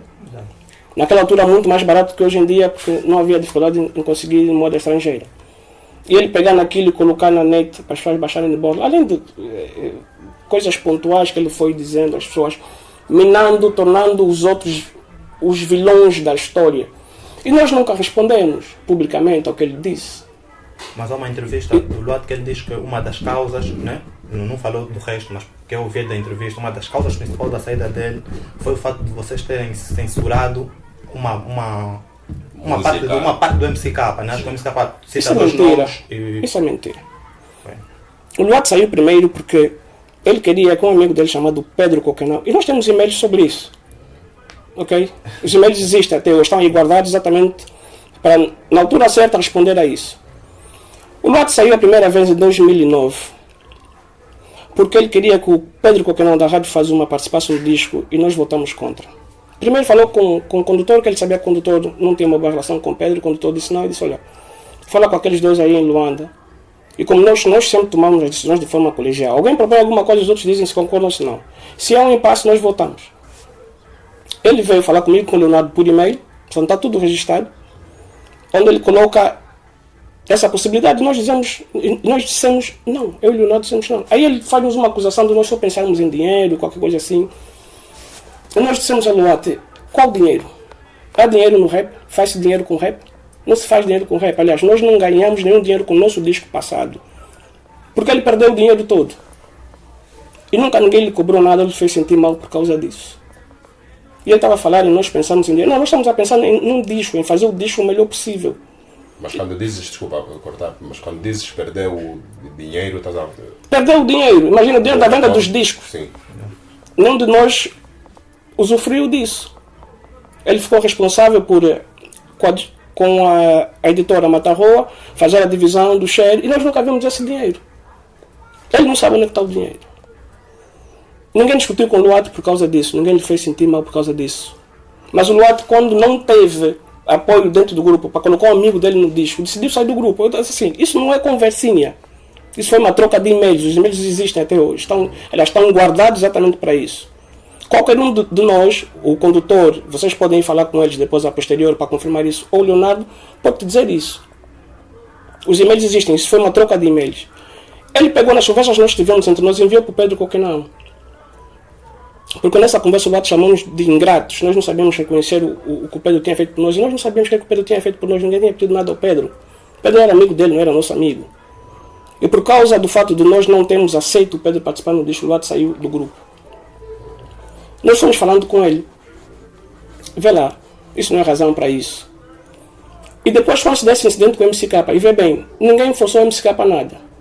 O próprio MCK disse, eu estou bem com isso porque eu próprio censuro as minhas músicas. Vocês podem falar com ele e ele vai vos confirmar isso. Eu próprio censuro as minhas músicas. Eu não tenho nenhum problema em cortar palavras ou nomes, ou seja lá o que for. Não é nenhum problema. Vocês conhecem músicas do MCK e sabem que ele faz isso. Ele só não tem nenhum problema com isso. A única pessoa que se incomodou foi o Luate. Em parte, acho eu, porque ele já queria sair. E aquilo foi, na verdade, uma forma dele sair, na boa, como tendo razão. Disse, ok, se vocês não vão permitir a MCK para dizer isso ou aquela palavra, eram 2 palavras, creio. É uma música em que eu não participo, eu não lembro bem. Do Alves e Savimbi, acho. Né? Foram as palavras, eu lembro da música. Acho que eu estou a falar para ti. É isso. Música, é isso que eu estou a falar. Porque depois o Luate tirou, né, naquelas compilações dele, tirou a música sem censura e... Mas uma das deslealdades que ele fez conosco. E então foi isso, a discussão foi essa, e o Luate um dia chamou-nos, em dezembro de 2009, e disse que por aquela razão, que depois ficou um braço de ferro entre ele e o Leonardo, na verdade. E o Leonardo também tinha ameaçado que se aquela intransigência do Luate persistisse, quem saia do grupo era ele. E o Luate chamou-nos e disse, pá, diante disso, como ele já tinha saído do grupo, e na verdade andou meio assim, meio para dentro, para fora, não, blá, blá, blá, ele não sabia bem. É por isso que eu estou a dizer assim, para mim aquilo foi uma desculpa que ele achou para realmente sair do grupo, na boa. Como ele já tinha saído mesmo do grupo, e tinha voltado meio que, não oficialmente, porque nunca tinha havido uma conversa, ele nunca tinha se desculpado conosco, nem se desculpou conosco por fato de ter manipulado a situação, pegado na nossa conversa, que era nossa, era do grupo, não era para ir para fora, pegou no nosso e-mail e mandou para o Pedro Coquenão da Rádio Fazuma, e ele mandou para nós com um e-mail com lista de coisas que ele tinha feito pelo grupo, que nós não conhecíamos, não reconhecíamos. E participar no disco não era um prêmio por ter feito alguma coisa por nós, porque outras pessoas fizeram coisas por nós e não tinham sido convidadas. Então, para mim, foi uma desculpa que ele achou boa para ele se sentir bem com ele mesmo, para sair do grupo. E ele chamou-nos em dezembro de 2009 e disse que ia sair do grupo, definitivamente. E saiu. E impôs algumas coisas. E uma delas era que a voz dele não estivesse no grupo. E, dentre outras coisas, que ele não ia participar de nada mais que tivesse a ver com o grupo, nem entrevistas, nem promoção, mas fez. Se vocês se lembram, se vocês foram à venda, ele estava presente, numa bancada afastada. Foi uma coisa que ele e o MCK arranjaram, fizeram lá entre eles. E foi assim. E foi mais uma das coisas que nós vimos a fazer e que nós, ok, na altura não íamos fazer uma confusão ali no momento, porque não queríamos estragar o momento, epá, e as pessoas estavam ali para uma festa, para irem, para ouvirem música, para conversar, e nós engolimos mais esse sapo. Nós engolimos vários sapos do Duarte. Eu não assisti a entrevista, mas ele disse qualquer coisa como, isso me foi dito, portanto eu posso estar errado quando digo isso, qualquer coisa como, eu não lhe apoiava na luta dele porque eu tinha medo de perder o meu pão. O Duarte é um indivíduo que nunca trabalhou na vida e se sente no direito, nunca trabalhou na vida, mas não passa fome. Não é o meu caso. No dia em que eu não tiver trabalho, eu não vou ter o que comer. Ok? E vocês começam agora a refletir como é que o indivíduo que vive em Angola não trabalha e não é um miserável. E esse mesmo indivíduo quer que outros o apoiem. Quer dizer, ele nunca me pediu para que o seguisse ou para que o apoiasse. Nunca veio falar comigo sobre isso. Isso nunca foi um tema que nós tivéssemos discutido. Até porque quando ele entrou, em 2011, nós já não falávamos, não tínhamos contato nenhum. Eu não sei se ele tem um telemóvel hoje, mas na altura ele não tinha. Portanto, não havia como nós termos contato um com o outro, mas não tínhamos contato nenhum. Nem físico, nem virtual, nem seja lá o que for. Então nunca houve isso, nunca houve a possibilidade de eu lhe seguir ou lhe apoiar na luta dele. Isso nunca foi uma conversa, isso nunca surgiu. Isso nunca surgiria. É claro que eu sei que ele se preparou para esses últimos anos da vida dele há muito tempo. Há anos que ele vinha falando sobre isso. Mas ainda naquela altura ele nunca houve a conversa de eu e ele fazermos a revolução, derrubarmos o José Eduardo dos Santos do poder juntos. Isso nunca surgiu, isso nunca foi um tema. Portanto, nunca houve nenhum medo de perder o pão da minha parte. Ok? Porque se houvesse medo de perder o pão, eu não fazia as coisas que eu fiz esses anos todos. Eu não fazia a música que eu faço. E fazer música não é dizer 32 é muito. Há muitas mais coisas para se falar sobre o que se passa em Angola. Não é assim, ele tem provavelmente uma obsessão, alguma coisa pela família presidencial. Mas isso é uma coisa dele. No teu ponto de vista? Eu acho que sim. Não pode estar a reclamar alguma coisa ou não pode se dar o caso, por exemplo, de ser uma luta por igualdade social, por exemplo. Tu te lembras o que ele disse naquele show do Bob? Sim, sobre os Mas discursos. lembras bem o que ele fez? Tu achas que aquilo é uma coisa normal? Achas que aquilo está certo, o que ele fez? Porque ele depois se desculpou, certo? Exato. Ele próprio assumiu como não ter sido a melhor. Exatamente. Isso é Deus e... Mas ele fez isso outras vezes. Não só com política, mas com outras pessoas. Ele se cedeu com outras pessoas. Ao vivo e no palco. Em vários momentos da vida dele. Mas especialmente com o poder político e com a figura de José Eduardo dos Santos, eu acho que aquilo é uma obsessão. Aquilo não é a crítica normal. Quantas pessoas criticam o regime, o estabelecimento, outras pessoas fazem isso. O MCK, por exemplo. Mas existem aqueles, não achas que nesse meio da revolução também, né? Existem aqueles, por exemplo, que são, se calhar são, dizer politicamente correto é estranho, né? Porque a expressão politicamente correta tem outro sentido, na verdade. Não se enquadra claramente. Existem aqueles mais diplomatas e existem aqueles menos diplomatas, né? Por exemplo, eu posso meter o 10 pacotes, por exemplo, nisso. 10 pacotes também é daqueles muito frontais, muito um choque, né? Eu não sei se eles são, assim, pronto, ok. A palavra frontalidade é uma palavra usada nesse aspecto, porque se uma pessoa diz nome, aponta nomes e diz, sei lá o que, sim, pode-se usar, pode-se não, usa essa palavra frontalidade. Sim, ele, 10 pacotes, e há pessoas muito mais que não são tão frontais, mas também são tão... Mas que dizem as coisas, por exemplo, como MCK. Vou dar esse exemplo, porque nesse rol de rappers que são mais preponderantemente políticos, hoje em dia não existem muitos, não é? Exato. Acho que nunca existiram muitos, na verdade. Mas estes são aqueles que mais se destacam, que mais são conhecidos como. E como eu disse antes, o próprio MCK, assim, ele censura, vou usar a palavra censura, né? Porque essa palavra é forte, mas se usa porque se quer pintar as pessoas de uma certa forma, né? Porque ele sabe que certas coisas, assim, em política, como em muitas coisas na vida, tu precisas de ter bom senso e precisas de conseguir analisar o momento, o contexto e o que vais dizer, qual é o impacto disso.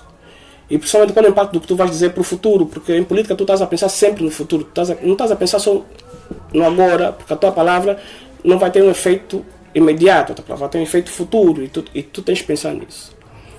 Eu estou a dizer, há uma obsessão clara, mas eu queria voltar ainda ao tema Luati e eu, Luati Conjunto Munguenha, seja lá o que for. Porque nós nunca tivemos a chance de falar sobre isso, assim, numa entrevista também. E há muitos assuntos que têm que ser abordados.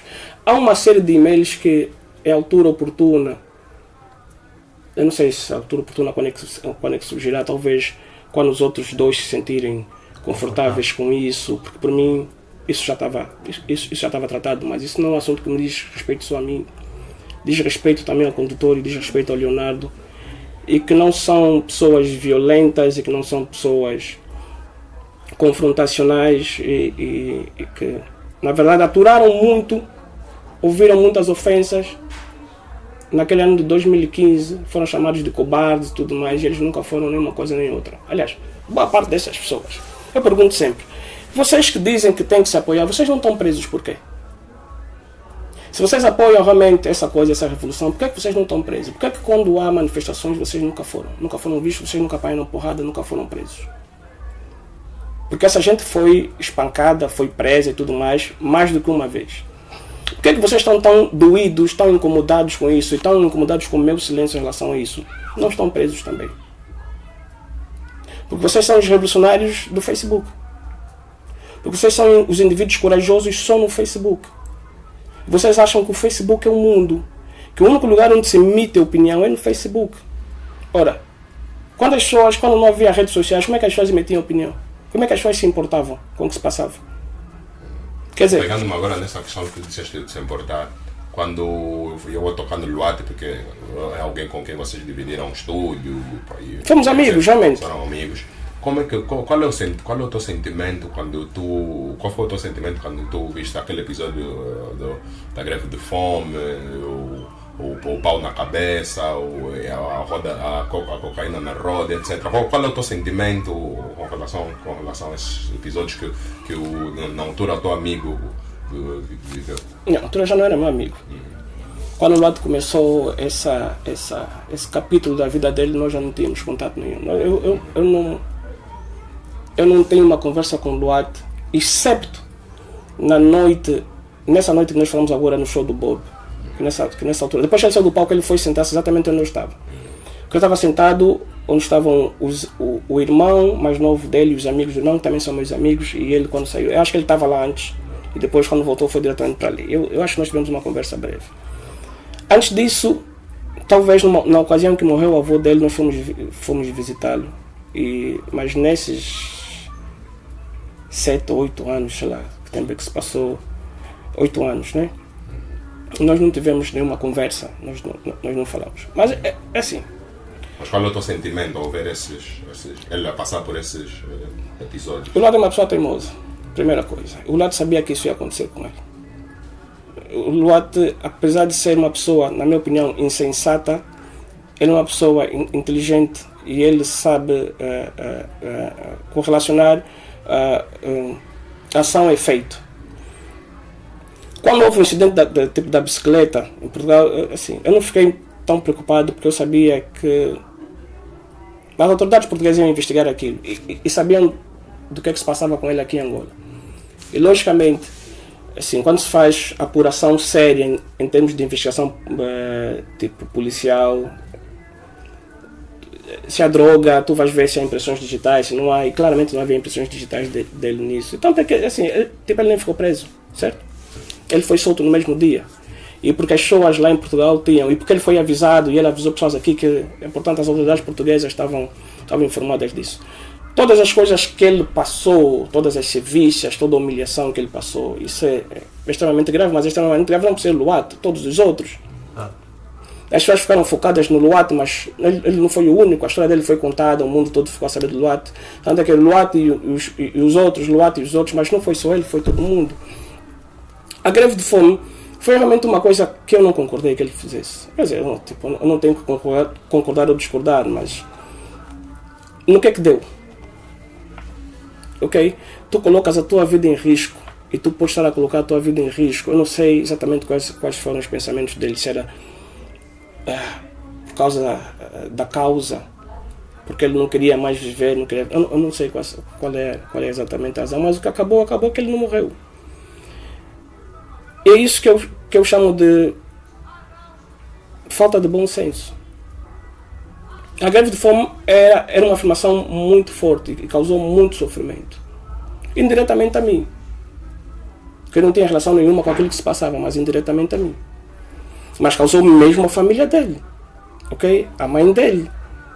Que teve de vir de Lisboa para aqui. E a esposa, e os amigos, e os irmãos. Essas pessoas que foram mais diretamente afetadas por isso. E dessas pessoas não se fala. E as pessoas cobravam o que também anda.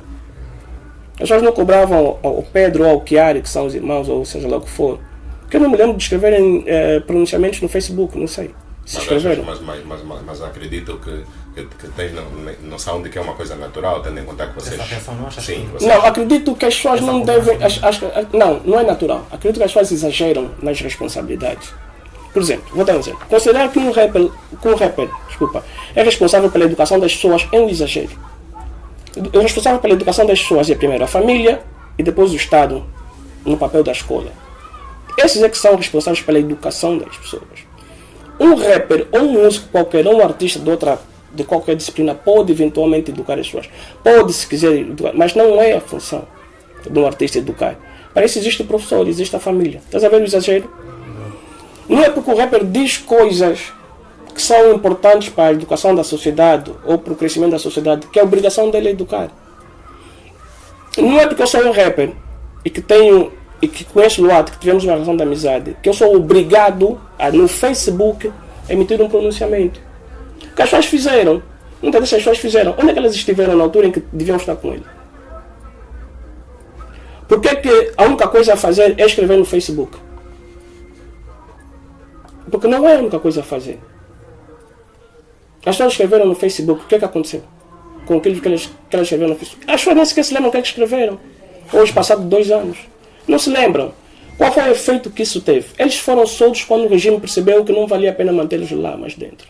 E era isso que ia acontecer. O regime foi estúpido ao prendê-los.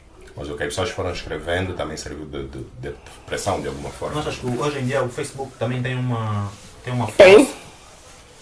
Não exatamente o que está escrito, mas o ato em si. Não, tem força de... Assim, o Facebook tem a força de alertar as pessoas para o que se passa. Não é pelos posts no Facebook que eles saíram. Aqui, essa distinção tem que ser feita. O Facebook tem tido esse papel. Qual é? É de tornar um problema que podia passar a leste de todo mundo, trazer conhecimento sobre esse problema e pôr as pessoas a pensar nisso e a pressionar. Ok? Agora diz-me, tu consegues avaliar causa e efeito? A pressão feita no Facebook tem uma relação direta com eles terem sido soltos? É porque eles foram a julgamento. Aquilo se arrastou por mais tempo do que aquela polêmica viveu. Eu não estou a dizer que é inútil. Ok? Não me entendam mal. Não estou a dizer que é inútil. Só estou a dizer assim. As pessoas não pensem que se elas forem dizer alguma coisa no Facebook, que isso tem um efeito imediato naquilo que elas querem atingir. Pode. Mas não é certo. E nesse caso, não teve. Porque se tivesse, eles eram soltos na altura em que houve o pico. Foi mais ou menos entre junho e outubro de 2015. O julgamento se arrastou por mais tempo que isso. E saíram da forma como saíram. E não havia polêmica no Facebook nessa altura. Havia os posts sobre o julgamento, as pessoas que iam lá e comentavam mais eles do que exatamente outras pessoas de fora, porque as pessoas não tinham acesso àquilo. Vamos passar agora para outro capítulo, que é o teu EP.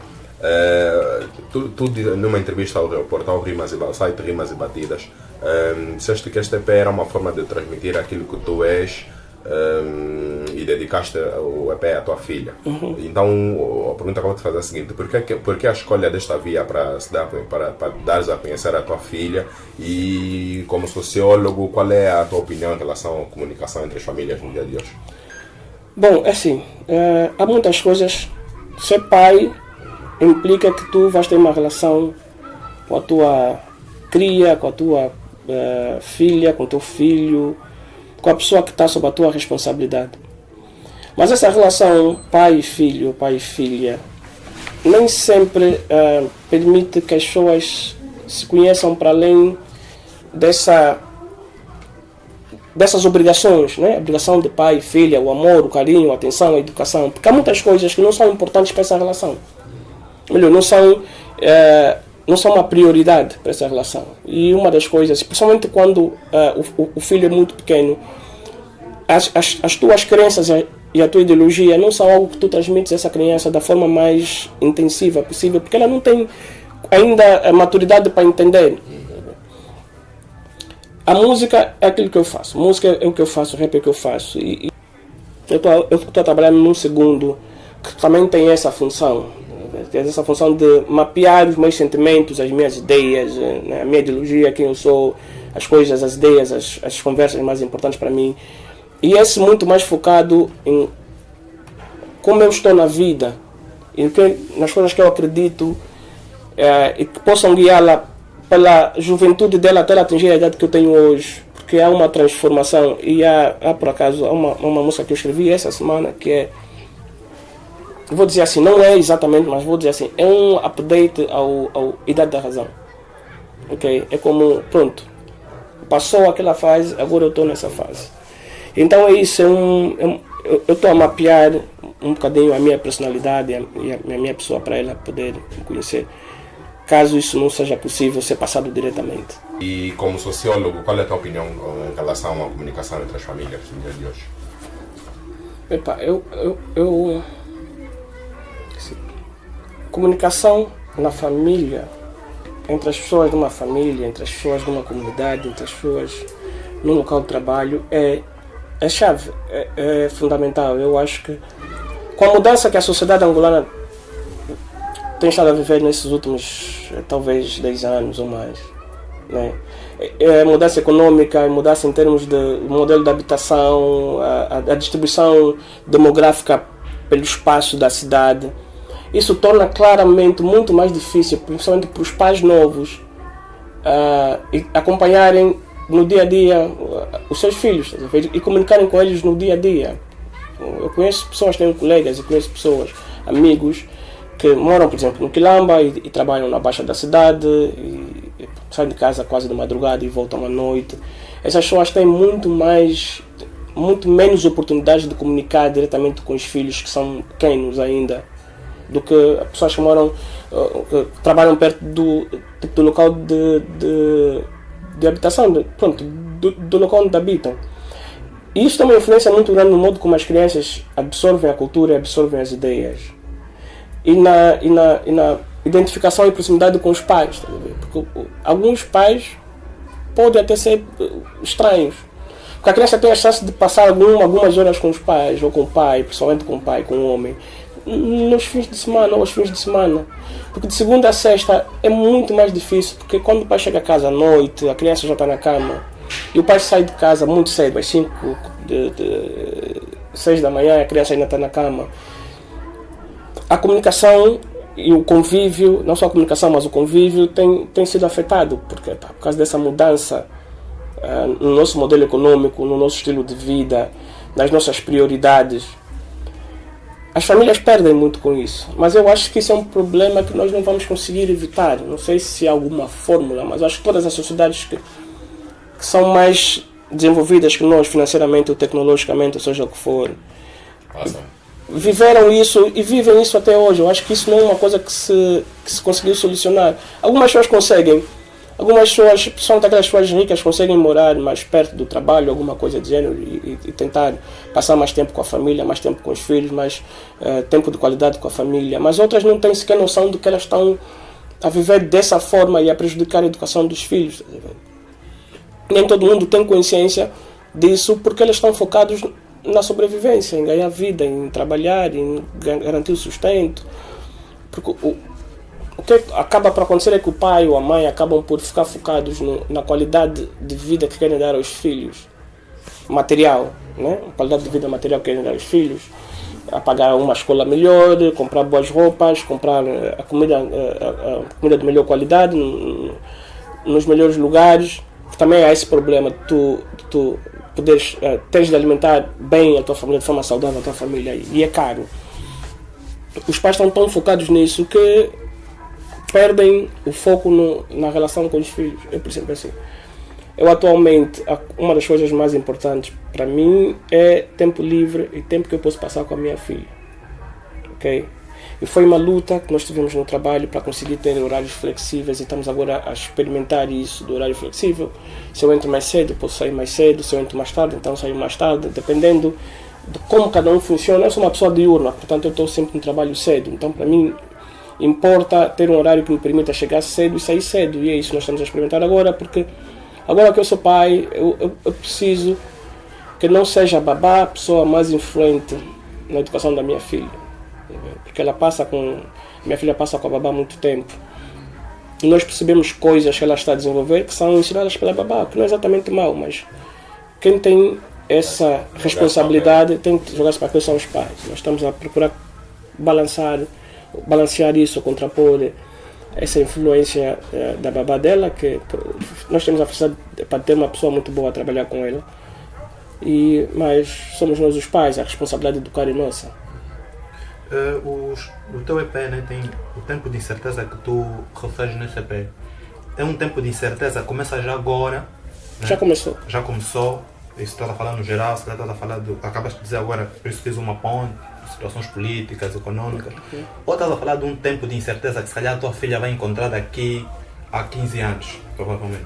Eu acho que, assim, tem duas coisas. Tem a ver com isso, tem a ver com o que nós estamos a viver hoje, né?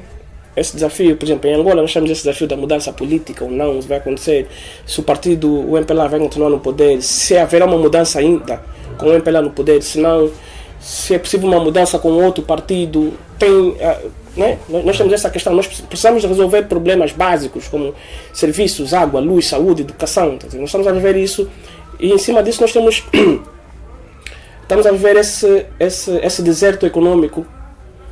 Com a economia não cresce, há despedimentos, empresas fecham, é esse clima de incerteza sobre o que é que vai ser de nós, o que é que vai acontecer. A gente que está se a formar agora para entrar no mercado de trabalho, encontra o mercado de trabalho como está, que não está a absorver, né, essa força de trabalho. Então, há essa incerteza, mas há também a questão da incerteza do futuro, porque a vida nas sociedades é cíclica. Né? Há esses ciclos contínuos, né, de altos e baixos e claro que na vida ela vai experimentar isso, mas não só na vida na sociedade, mas na vida dela privada, esses ciclos de incerteza. A Idade da Razão é uma música sobre isso, sobre a incerteza, sobre o desconhecido, sobre não saber bem para onde é que eu vou. Eu digo, estou na encruzilhada da vida, tenho de tomar uma decisão, né? Exatamente isso, é sobre essas incertezas e os dois últimos momentos do EP são as músicas que marcam exatamente o compasso da motivação.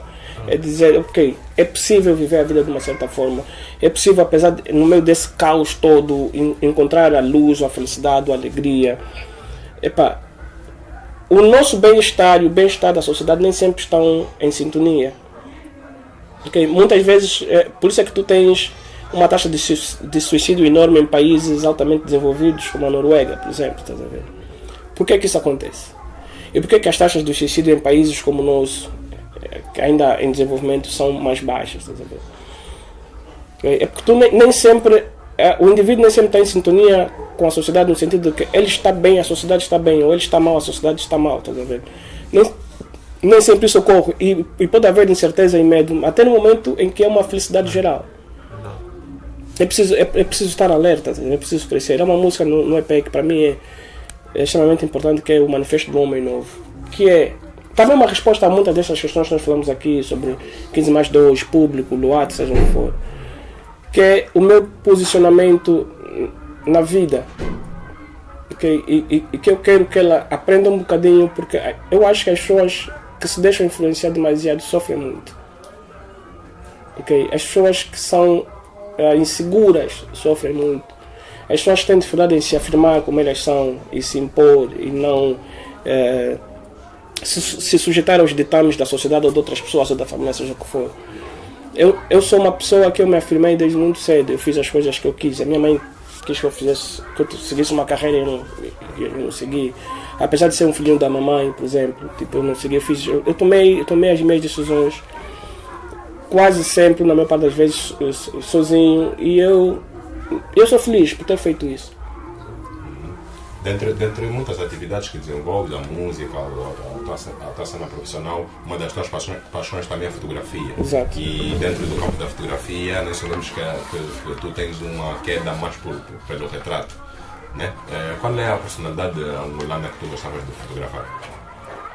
Uou, boa pergunta.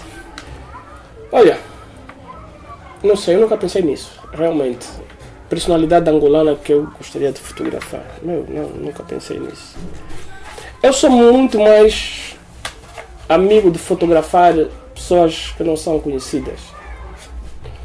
Por quê? Sim.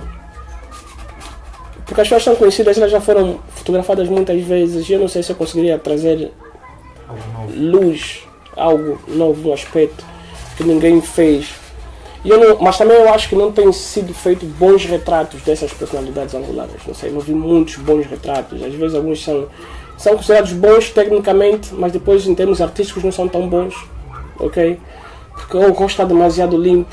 Porque é isso às vezes que se pretende mostrar pessoas sem imperfeições e acaba por ferir, né, a naturalidade da coisa. E então eu não sou tipo, a favor de uma fotografia que explore demasiado a perfeição das coisas, estás a ver? Ou que tente falsear ou escamotear tipo, as imperfeições. E agora eu tenho que pensar nisso, realmente. Quem é que eu gostaria de fotografar? Eu nunca parei assim. Eu tenho a certeza que eu gostaria de fotografar mais rappers. Isso é uma coisa que eu vou tentar fazer no próximo ano, que é dedicar-me a isso, a catalogar, em termos de fotografia, um bocado mais o rap angolano. Tipo, não só em termos de eventos, não é exatamente por aí, porque os nossos eventos de rap em Angola são muito pobres. Pobres no sentido de a qualidade do palco, luzes, estás a ver? Não há. Então, fotografar um show, por exemplo, que não tem luzes, não traz movimento, não traz dinâmica na fotografia, estás a ver? Não é tão interessante. Alguns conseguem atingir isso, mas são poucos. Mas também é mais interessante fotografar os atores, os rappers, não exatamente no momento então no palco, mas em qualquer situação. Uma das coisas que falta aqui no hip hop é exatamente essa parte de documentação, tá, escrita, audiovisual. Nós não temos muito disso. Algumas pessoas têm muito material, como o Mário Pinho ou mesmo o DJ Samurai, mas não tem sido feito um trabalho contínuo. Algumas pessoas fazem durante um período de tempo e depois não fazem mais. E outras pessoas...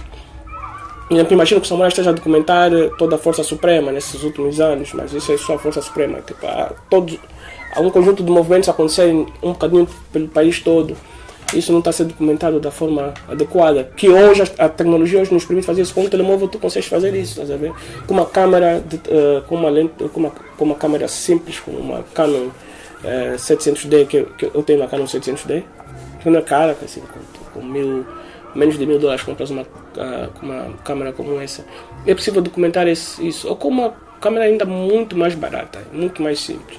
E nós não estamos a fazer. Então, o que eu tenho vindo a pensar é isso, é documentar um pouco mais o hip hop angolano, fotografar mais os rappers e outros, e produtores, e graph writers, enfim, só que está envolvido com isso. E a parte do que acontece com a música no campo da fotografia também é uma cena que tu pretendes tipo, aprofundar mais, tipo, fazer cenas maiores.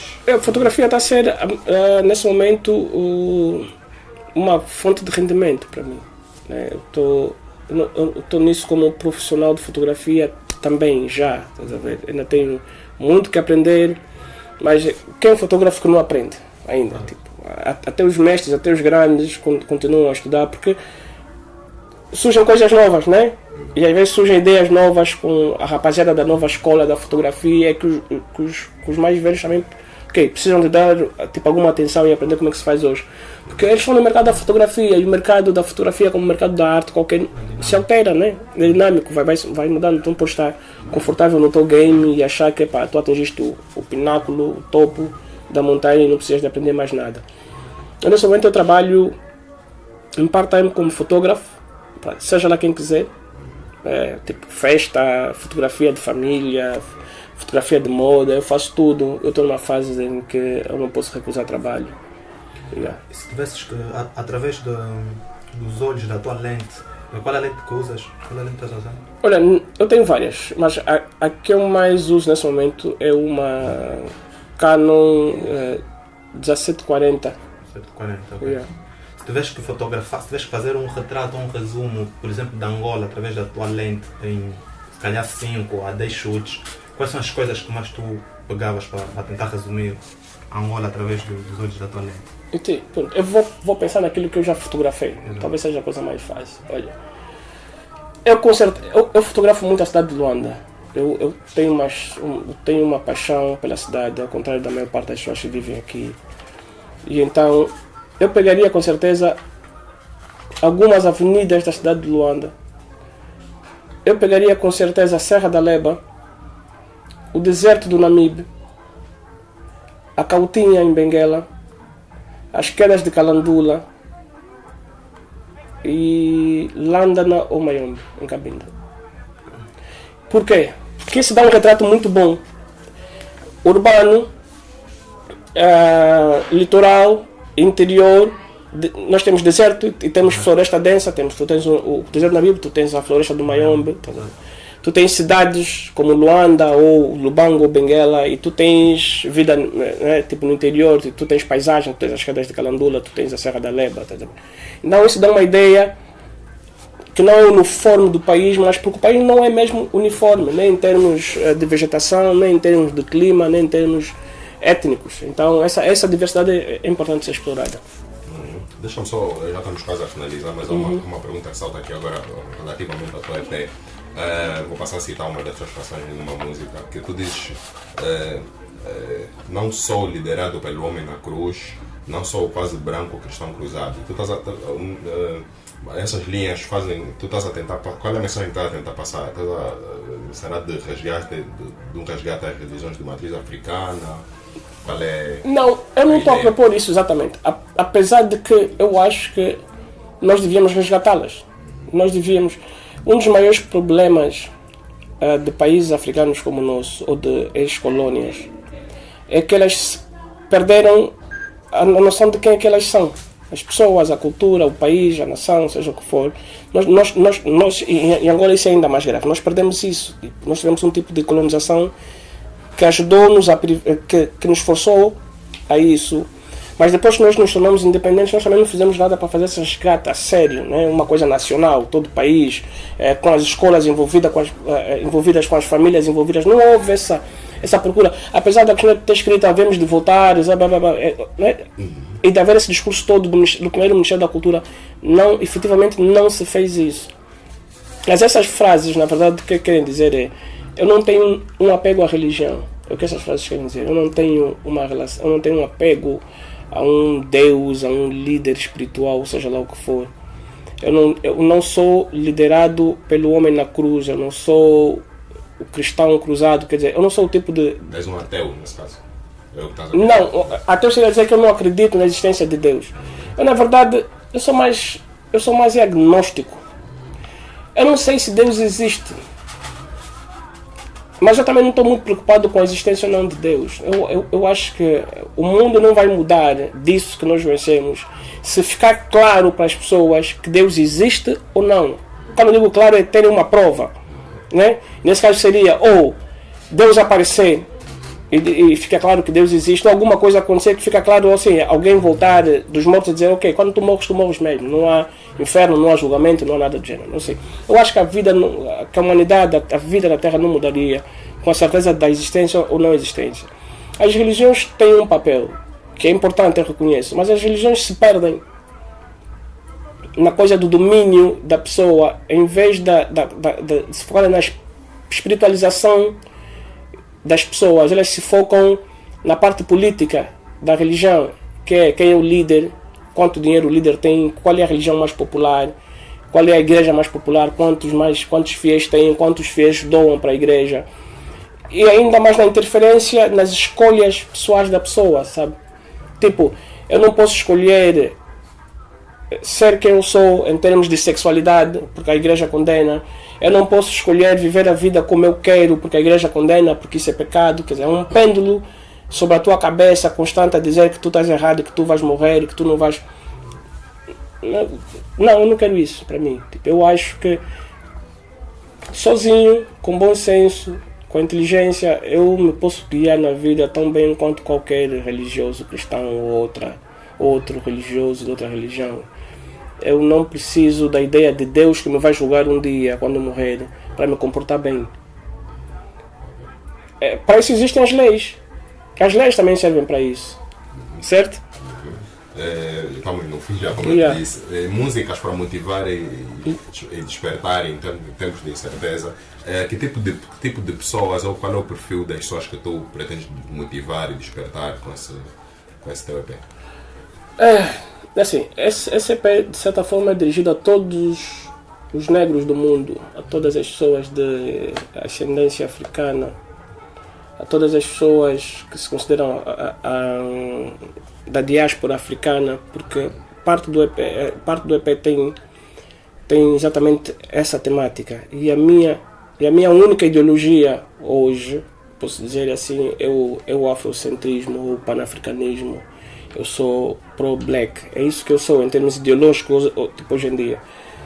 Tenho algumas ideias de esquerda em termos políticos, em termos econômicos, mas essencialmente eu sou um panafricanista. E o que eu acho que é assim, os povos negros, os povos africanos, a diáspora africana, continua em termos de mentalidade muito perto de onde estava há 50 anos, há 100 anos, há 200 anos, há 300 anos. Okay? Eu acho que uma espécie de libertação deve começar aqui, nas nossas cabeças, na nossa linguagem, na nossa postura relativamente a nós mesmos. E o EP tem muito essa mensagem. Nós mesmos. Nos viramos para nós mesmos, encontramos em nós mesmos orgulho de quem nós somos. As pessoas continuam a usar expressões como cabelo ruim. Ainda essa semana, ontem, eu vi essa expressão de uma colega minha, cabelo ruim. Ok? As pessoas continuam a considerar só o que é de matriz europeia bom, bonito, aceitável. As pessoas continuam a rejeitar a elas mesmas. O fato de tu teres aqui no nosso país, por exemplo, em termos do mercado de emprego, a maior parte das empresas a serem dirigidas, a maior parte das empresas, pelo menos as grandes empresas, tem dirigentes estrangeiros na frente, tem diretores estrangeiros para quase tudo. Tu tens vários funcionários estrangeiros que vêm para aqui, muitos deles não vêm acrescentar mais. Eu acho que ganham muitas vezes o triplo que um cidadão angolano com a mesma qualificação e experiência de trabalho ganha. Porque é europeu, porque é branco, porque é europeu e porque é assim. O que é que está por detrás disso? É pensar que nós não temos capacidade para gerir, nós não temos capacidade para estar à frente de projetos. Nós somos as pessoas, nós mesmos angolanos somos aqueles que dizem nós angolanos somos preguiçosos. Então, e essa gente toda aí que anda todos os dias à procura de emprego? Essa gente toda que sai de casa às 4 da manhã para chegar no emprego a horas? Então, essa gente é o quê? Okay? Quando tu tens férias de emprego, elas ficam cheias. Quando tu tens anúncios de emprego, eles ficam cheios. Aqui mesmo na escola, todos os dias tem estado cheio. Hoje, sábado, teve cheio o dia todo. Eu acho que essas pessoas estão ali à espera de conseguirem uma vaga para trabalhar como aqui no processo eleitoral. Ok? A preguiça. Num país em que as pessoas se levantam às 4 da manhã para ir trabalhar, tu sais às 4, 5 da manhã e há gente na rua. Tu tens gente a vender na rua todos os dias até às 20, 21 horas. Vais aqui na Pedro de Castro, fazes de ponta a ponta e tu vais ver gente a vender. Vais até a parte do palanque e tu vês gente a vender no domingo à noite às 20, 21 horas. Mas nós somos as primeiras pessoas a mandar para baixo nós mesmos, o nosso povo, a nossa cultura. Achamos que se alguém fala em feitiço ou alguma coisa, essa pessoa é atrasada. Mas qual é a diferença entre acreditar que alguém pode te fazer mal e acreditar que existe um velho que está lá no céu e que vai julgar todo mundo? É o mesmo tipo de fantasia. É o mesmo tipo de coisa que tu não consegues provar, materialmente falando. Não consegues provar, que tu sentes. Por que tu acreditas em Deus é aceitável? É aceitável porque é europeu. E acreditares na que anda, ou seja lá o que for, não é. Porque o que é de matriz africano é para esquecer, mas o que é de matriz europeia é para ser celebrado. Nós continuamos nisso. Isso é igual como há 50, 100, 200, 300 anos. Então esse teu EP é virado para isso? É virado para isso. Eu estou a trabalhar também no outro. Assim, esse é mais ideológico e o outro é mais focado em como viver a vida. Como conseguir estar de bem com a vida, tipo, apesar de tudo, né? E quando eu digo apesar de tudo, estou a falar principalmente das condições sociais e materiais com que se vive aqui em Angola. Não só nas pessoas de classe menos favorecida ou pobre, mas mesmo na classe média, tá vendo? As condições que as pessoas têm para viver a vida e conciliarem isso com estarem satisfeitas consigo mesmas, se sentirem realizadas e felizes. A recepção desse teu EP deu-te mais motivação para fazer. Estás a falar agora no novo trabalho, deu-te mais motivação para. Ou isso não mudou nada, mesmo que não tivesse esse feedback, ias tirar na mesma? Não, se eu não tivesse esse feedback, eu criaria na mesma, mas eu não posso dizer que esse feedback positivo não tenha contribuído. Contribuiu muito. Já tem título esse novo trabalho que estás a preparar? Tem, mas como ele pode mudar, eu não vou anunciar. Já tem título, sim. Eu trabalho com títulos porque os títulos para mim orientam tudo. Tá? Se vocês perceberem, nesse EP, eu desconstruo o título em 2 momentos, e que faz o EP ter 2 dinâmicas. Tá? Ato 1, que é despertar, e depois ato 2, que é motivar. Então, para mim, os títulos servem mesmo de guias para... Porque eu faço álbuns conceptuais, né? Então, para mim, os títulos... Começar com um título é importante. Mesmo que eu comece primeiro a escrever letras, depois eu... Ok, vou decidir que quero fazer disso um álbum, um EP, um LP, seja o que for. Eu depois paro e penso no título e depois coloco tudo debaixo dessa sombrinha do título, tá, para orientar as coisas funcionarem de certa forma. Keita, no nosso programa temos sempre uma pergunta que é sempre a final. E o que eu gostava de perguntar hoje é quais são as 3 coisas que tu gostavas de mudar em ti? Primeiro, eu gostaria de ser mais paciente. Segunda? Eu gostaria de me preocupar menos. Quando eu me preocupar é, tipo, eu sou uma pessoa que eu não consigo me desligar, a minha mente não desliga. Então, isso provoca-me insônias, provoca-me mal-estar físico, porque quando eu estou sob períodos de depressão, principalmente, então eu tenho dificuldade em dormir, eu levo muito tempo para adormecer e eu nunca adormeço bem, eu não durmo bem, não tenho bom sono, eu tenho insônia desde sempre. Uma das coisas que eu gostaria de aprender é isso, é a relaxar, ser uma pessoa mais paciente, conseguir desligar ou relaxar.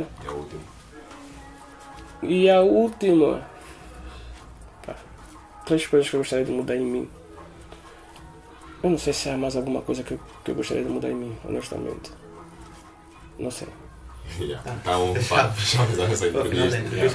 Quem sabe numa próxima vais ter uma coisa para... Sempre aprender, sempre. E às vezes, certas perguntas são coisas que nós nunca refletimos, estás a ver? E sempre nos ajudam. Esses movimentos sociais não são novos nem em Angola, né?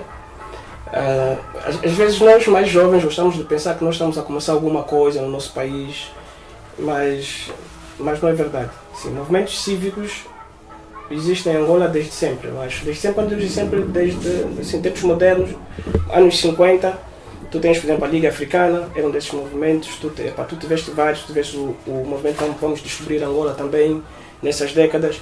E os que hoje surgem, principalmente com o advento da internet, têm muito mais conotação política do que exatamente cultural, como era o que havia, por exemplo, no tempo colonial aqui em Angola. E por quê? Porque nós estamos num momento de viragem política e econômica. E esses movimentos surgem porque há essa necessidade de tu teres, mais do que um ator político. E quando digo ator político, estou a falar dos partidos políticos. Tu precisas ter a sociedade civil a fazer pressão para que essa mudança surja, a fazer pressão para que certos direitos e liberdades sejam garantidas e sejam observados. Por exemplo, esses movimentos, como hoje há, por exemplo, um forte movimento feminista que está organizado e identificado, como, por exemplo, o Anjango Feminista. São um grupo de pessoas que se reúne com alguma regularidade e discute temas que importam à mulher angolana, à mulher africana e à mulher no contexto do mundo, mas eu acho que principalmente focado aqui para dentro, para Angola, para as questões que importam à mulher hoje em dia.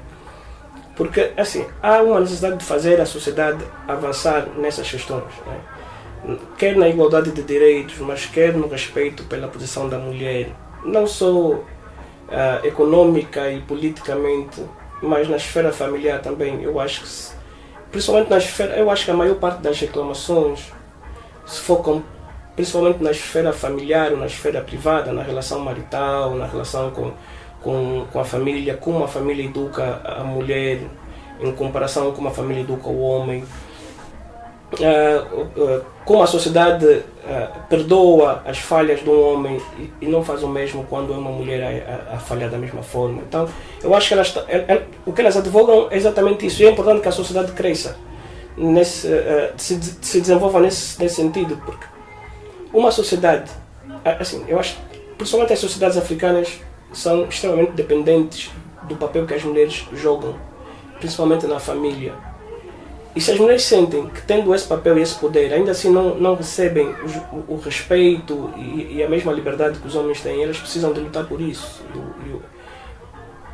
Esse contexto pede isso. E essas pessoas estão organizadas e estão a lutar para isso, para ter isso garantido.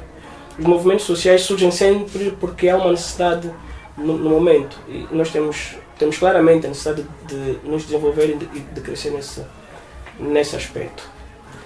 É extremamente curioso como é que isso ainda não aconteceu.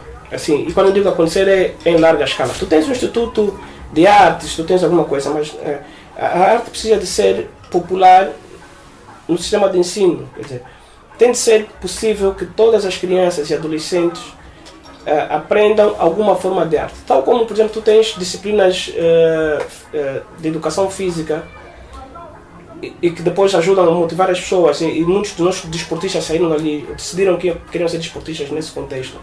Muitos dos nossos artistas poderiam decidir ser artistas dentro também desse contexto. E a arte, tanto quanto o desporto, é uma ponta para o nosso desenvolvimento, uma forma de nós conseguirmos desenvolver a nossa sociedade. Cá dentro e lá fora. É uma forma de nós conseguirmos trazer orgulho para o nosso país, uma forma de nós conseguirmos nos projetar para o mundo.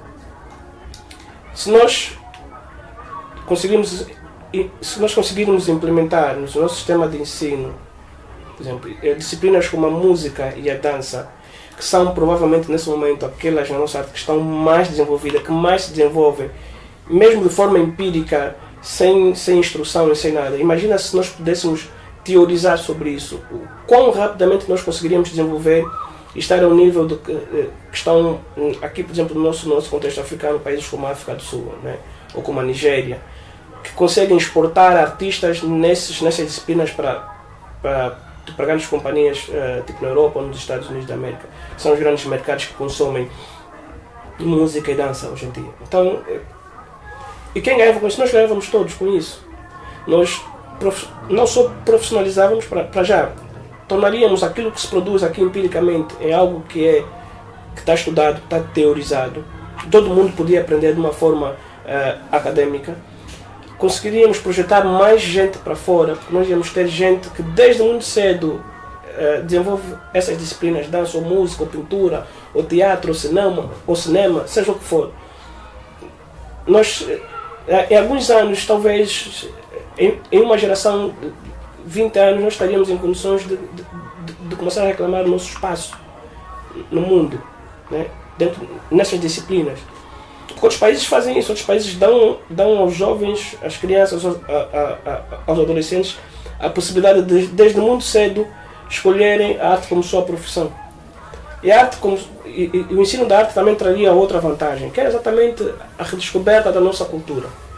O incentivo ao conhecimento da nossa cultura, a valorização da nossa dinâmica cultural interna. E o fato de nós termos tão pouco conhecimento sobre o que é que se passa, por exemplo, na Lunda Sul, em termos artísticos e étnicos, como o que se passa em Malães. E ter isso na escola possibilitaria, sem ir para a Lunda Sul ou sem ir para o Chico, eu conhecer um bocadinho mais da cultura dessas regiões na sala de aula e praticá-las. Não só conhecer teoricamente, mas praticá-las também. A cultura é provavelmente hoje, em termos de como um país se torna forte, a coisa mais importante. Os países que são fortes no mundo são países culturalmente desenvolvidos, porque é com a cultura deles que eles propagam a ideologia deles. Vê o cinema americano. O cinema americano é pura ideologia americana, né? Aquele filme em que o cidadão americano vai para a China salvar os chineses de um problema, né? Os chineses não conseguem resolver um problema, mas o americano vai lá e resolve o problema. É isso, como eles dizem, nós somos a superpotência do mundo, nós somos o país mais importante do mundo, militarmente, tecnologicamente, ideologicamente. Nós não estamos ainda nesse nível de pensamento, mas nós precisamos de estar, porque é onde o mundo está nesse momento.